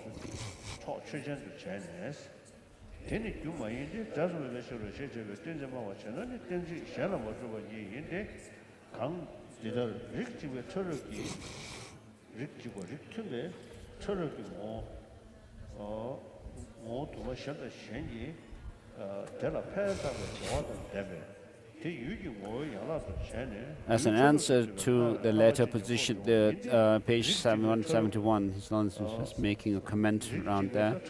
Are you claiming that the aggregation of minute particles of one type on one place is not the cause of sensory consciousness, giving as your reason? Because such aggregations, which means the aggregation of minute particles, do not substantially exist. If you are, then I simply do not accept your reason why. It is as follows. Various minute particles of a single type coalesce and contribute to that aggregation, thus constituting the parts of an object. From this, there arises a mind to which an image appears. The image of an aggregation of minute particles. We hold that like minute particles, spots and such are also substantially existent, for they are composites of minute particles of a single type. It is the nature of the minor particles to be an aggregation of 8 substances, yet you explicitly assert that it is as substantially existent. And so with regards to the indivisibility of things or partlessness, there may be different interpretations. This is a comment from His Holiness. Likewise, there are 4 parts in such, which have natures of being aggregation, are also substantially existent. A non-aggregation singularity does not exist. Thus, it appears that he asserts that each of the minute particles of a composite is at the cause of sensory consciousness and is substantially existent, since he evidently asserts that each of these is ultimate of the minute particles. He implicitly accepts that partless particles are the perceptual condition for the arising of a sensory consciousness. Therefore, Bhavaviveka asserts that sensory consciousnesses are non-mistaken if they are affected by either the internal or the external causes of error explained earlier.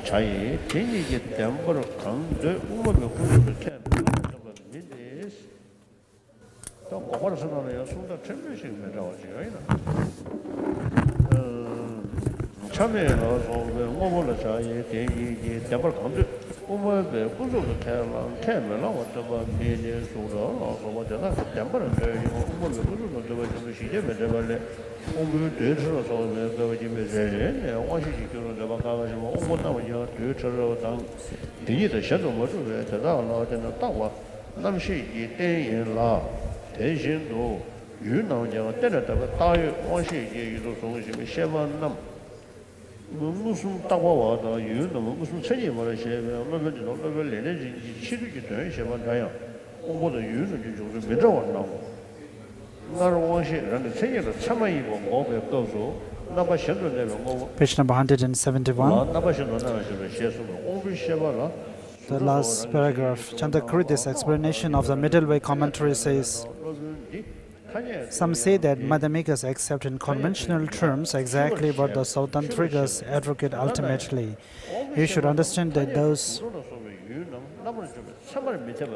who say this speak out of sheer ignorance of the reality explained in Nagarjuna's fundal. Even though all the sensory perceptions are not correct in terms of appearing all the objects as its own existent, but they cognize the objects, so in this way they can be regarded to as being valid cognition.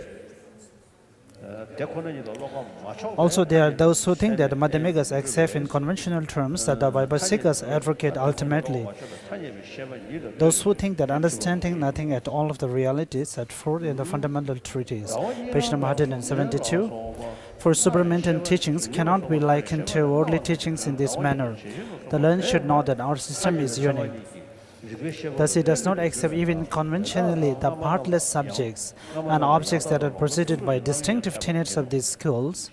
Chandakritis' commentary on the 400 stanzas says, it is not right for Buddhist schools to assert substantially existent minute particles as do the Vaisheshikas.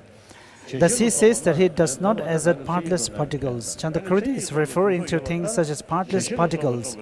When he says that Madhyamikas do not assert in conventional terms what the two school, Vaibhashika and Sautantrika assert ultimately. He does not mean that Madhyamikas reject even conventionally everything those two assert is true, for while Vaibhashikas and Sautantrikas assert that things like forms and sounds are true, Madhyamikas do accept the mere existence of this conventionality. In the commentary on the 400 stanzas, Chandakritis refutes the assertion that Each minute particle within the collection of minute particles in the sensory faculty is a cause of ascension. Faculties are not established either as being just those minute particles or being something other than them. Thus, the basis of sensory consciousnesses are sensory faculties that are ascribed in dependence upon those minute particles. Likewise, in the case of objects, he says that the objects of sensory consciousness exist as constructs that are contingently constructed. He also asserts that the consciousness is designated as direct, but the object of consciousness is actually what is direct. Therefore, although the Master Chandakriti and the Master Baba Viveka are alike in accepting external objects, they seem to differ in how they possess sensory faculties and their objects. Earlier, while refuting that the sensory consciousness are valid with regard to intrinsic character, Chandakriti's commentary on the 400 standard said that the object of a sensory consciousness is deceptive because it exists in one way but appears in another. Thus, things like forms and sounds appear to sensory consciousnesses as though they existed by way of their own intrinsic character, but the intrinsic character that appears to them does not exist even conventionally. Therefore, Chandakriti asserts that those sensory consciousnesses are mistaken even conventionally. Still, it is not impossible for sensory consciousnesses to be valid cognitions that possess objects such as forms, sounds, and so forth conventionally. The reason why those sensory consciousnesses are posited as mistaken is that there is no object that exists by way of intrinsic character such as appears to them. The non-existing of such an object is established by a reasoning consciousness analyzing whether things exist intrinsically. It is not at all established by conventional valid cognitions. Therefore, in terms of conventionally consciousness, they are not mistaken. Then, when we speak about conventional truth, what we mean by the truth?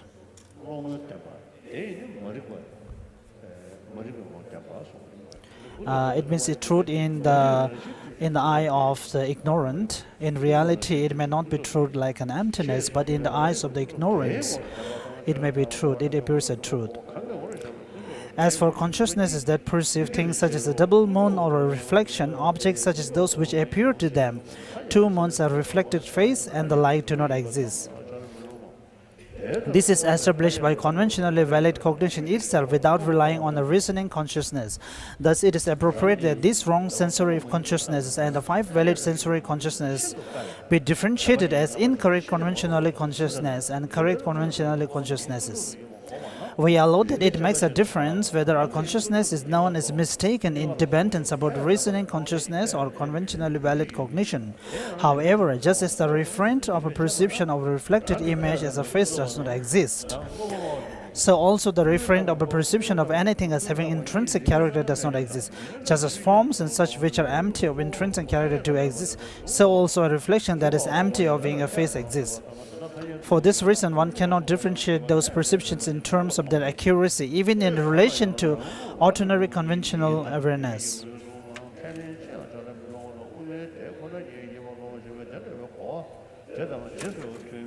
Indeed, something that exists by way of its intrinsic character and an object and a reflection that exists in accordance with its appearance as a face are alike in non-existent conventionally. Also, forms and reflections are alike in existent conventionally. However, Chandakriti's explanation of the middle way commentary says some dependently arise things, arisen things, such as reflections and echoes, are false and appear to be false even to ignorant. Some things, blue and other forms, as well as mind, feelings, etc., appear to be true. The final nature of things does not appear in any way to those who are ignorant. Therefore, the nature and whatever is false, even conventional, are not conventional truths. He thus makes a distinction that blue and so forth are posited as conventional truths, while reflections and such are not. If someone were to challenge this distinction, how could we reply? This is what I think. Although forms and reflections are alike. So this is very important. The page number 175. The statement, whatever is false even conventionally.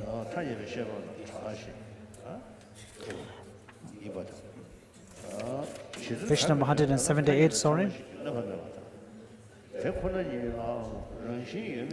How does one determine whether something exists conventionally? We hold that something exists conventionally if it is known. And when we refer to a phenomena existing by designation or by title, then of course actually we are not referring to its natural nature or the reality, because in terms of reality there are no phenomena that exist by itself. We hold that something exists conventionally if it is known to a conventionally consciousness, if no other conventionally valid cognition contradicts its being as. And when we refer to something as beautiful or ugly, and when we refer to something as ugly or good or bad, so these are all in the conventionally reference.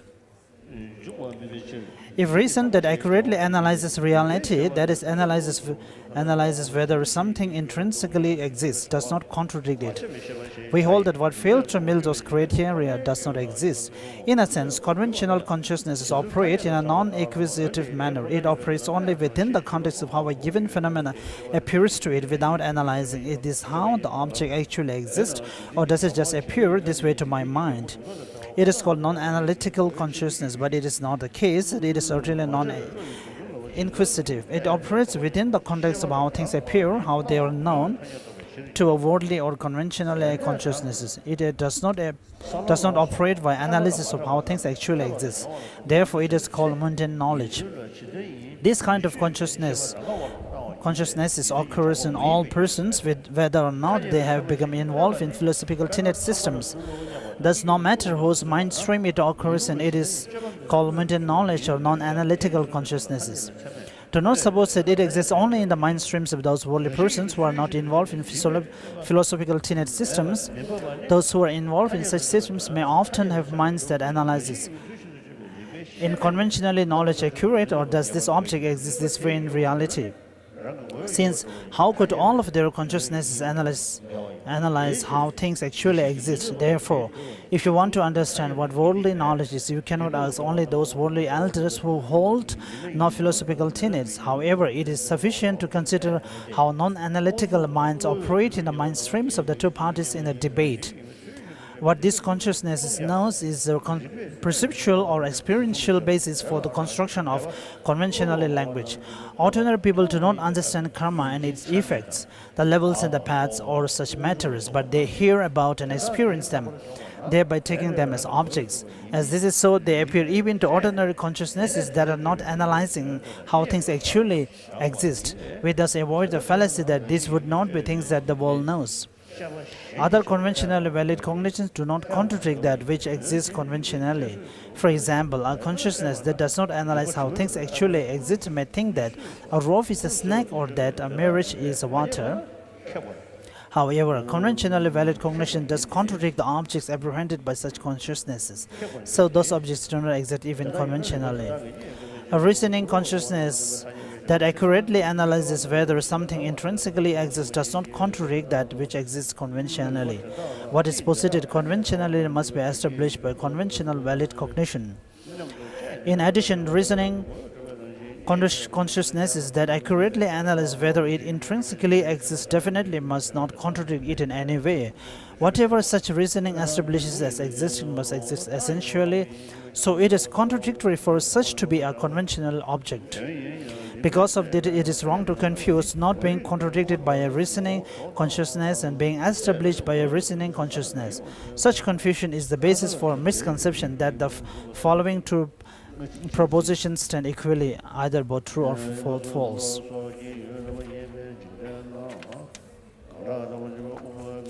Page number 180.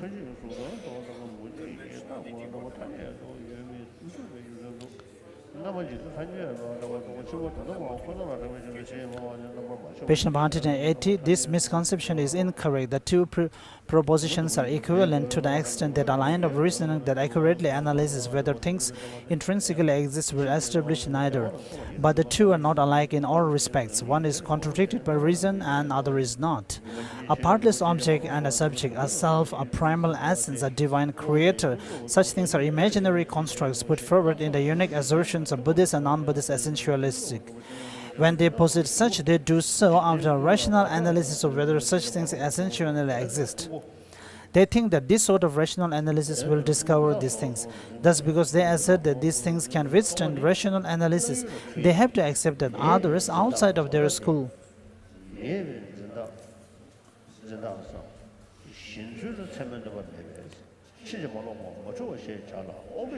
Thus, because they assert that these things can withstand rational analysis, they have to accept that others outside of their school can perform such rational analysis in order to discover whether these things intrinsically exist. When analyzed in this way, such things cannot withstand the pressure of inquiry by impeachable reasonings. Thus, when reason does not find them, they stand refuted, for it did exist. Such reasoning will have to find them. We possess forms, sound, and such only as they are known to conventional consciousnesses that are not impaired by internal or external causes of error. We do not assert them as part of a system in which an analysis of whether they are mere conventions or instead have objective existence will find that they are essentially or intrinsically existent. Thus, rational analysis of whether they intrinsically exist is irrelevant because we do not assert that those objects can withstand rational analysis. For example, if someone claims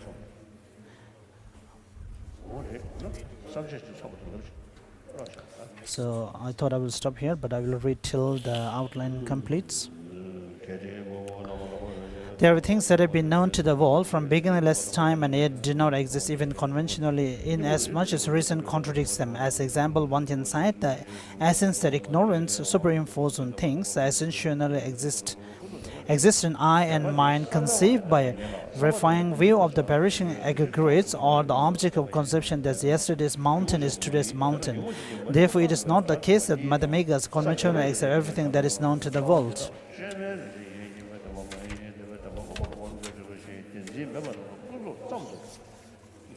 On page number 182, final paragraph. Therefore, the truth of forms, sounds, and such is posited in the perspective of ignorance. But ignorance does not posit things such as forms and sounds. For example, from the perspective of wrong consciousness that apprehends a rope as a snake, the rope is a snake, but this wrong consciousness does not posit the rope. Since the minds that posit things like form and sound are six unimpaired consciousnesses associated with the eye, etc., the objects that are established to exist conventionally, and thus reason does not refute them. However, even conventionally, they do not exist as ignorance apprehends them.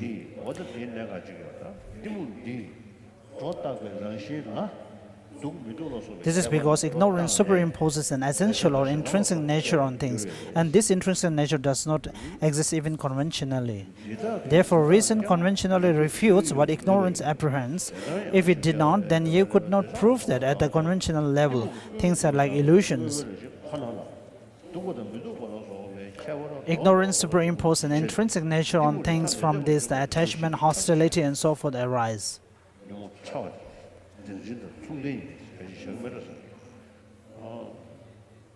Therefore, they do not walk about from ignorance. So here, the ignorance or the afflictions, when we refer to, I think they are the subtle form of ignorance. The ignorance with the confirm or correct focal objects. Therefore, they do not walk apart from ignorance, but they depend upon ignorance. This is because ignorance is the main affliction. These are the innate afflictions that have operated from beginningless time. However, because reason can eradicate the way that they apprehend things, their referent objects do not exist even conventionally. Therefore, objects of innate minds are of two types: those that reason can refute and those that reason cannot refute. The objects of the innate conventional valid cognitions that possess things like form and sound to exist conventionally. Hence, reason does not refute them. I'm afraid I may have said more than enough about this. I will not elaborate any further. So we'll end here. The mandala offering.